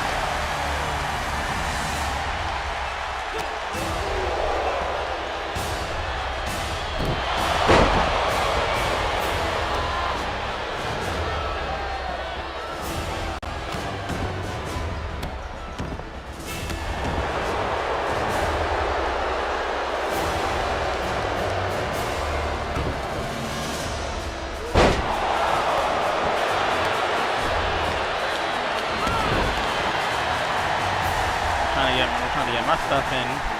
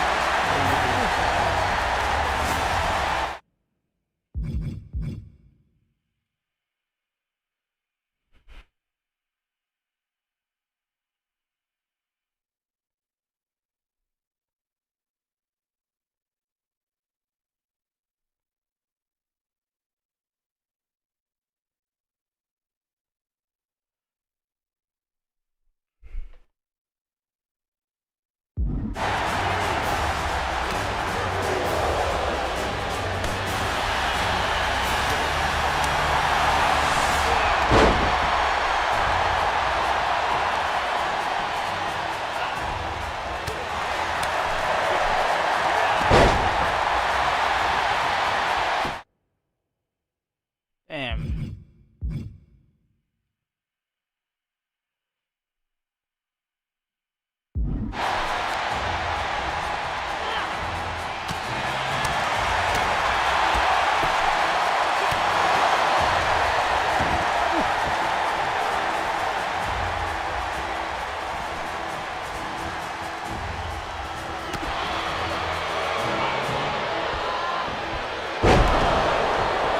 That hurt.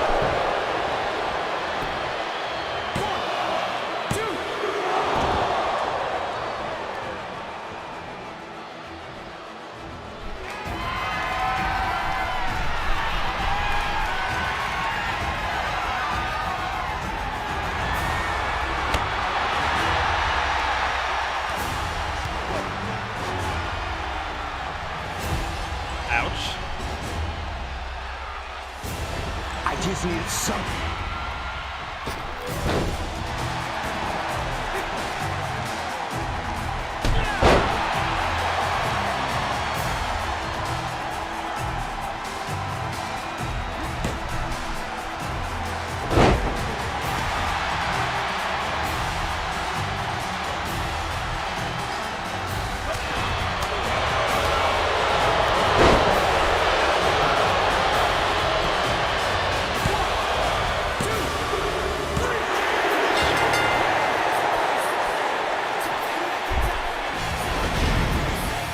Here's your winner and the new WWE I'll be back. Champion.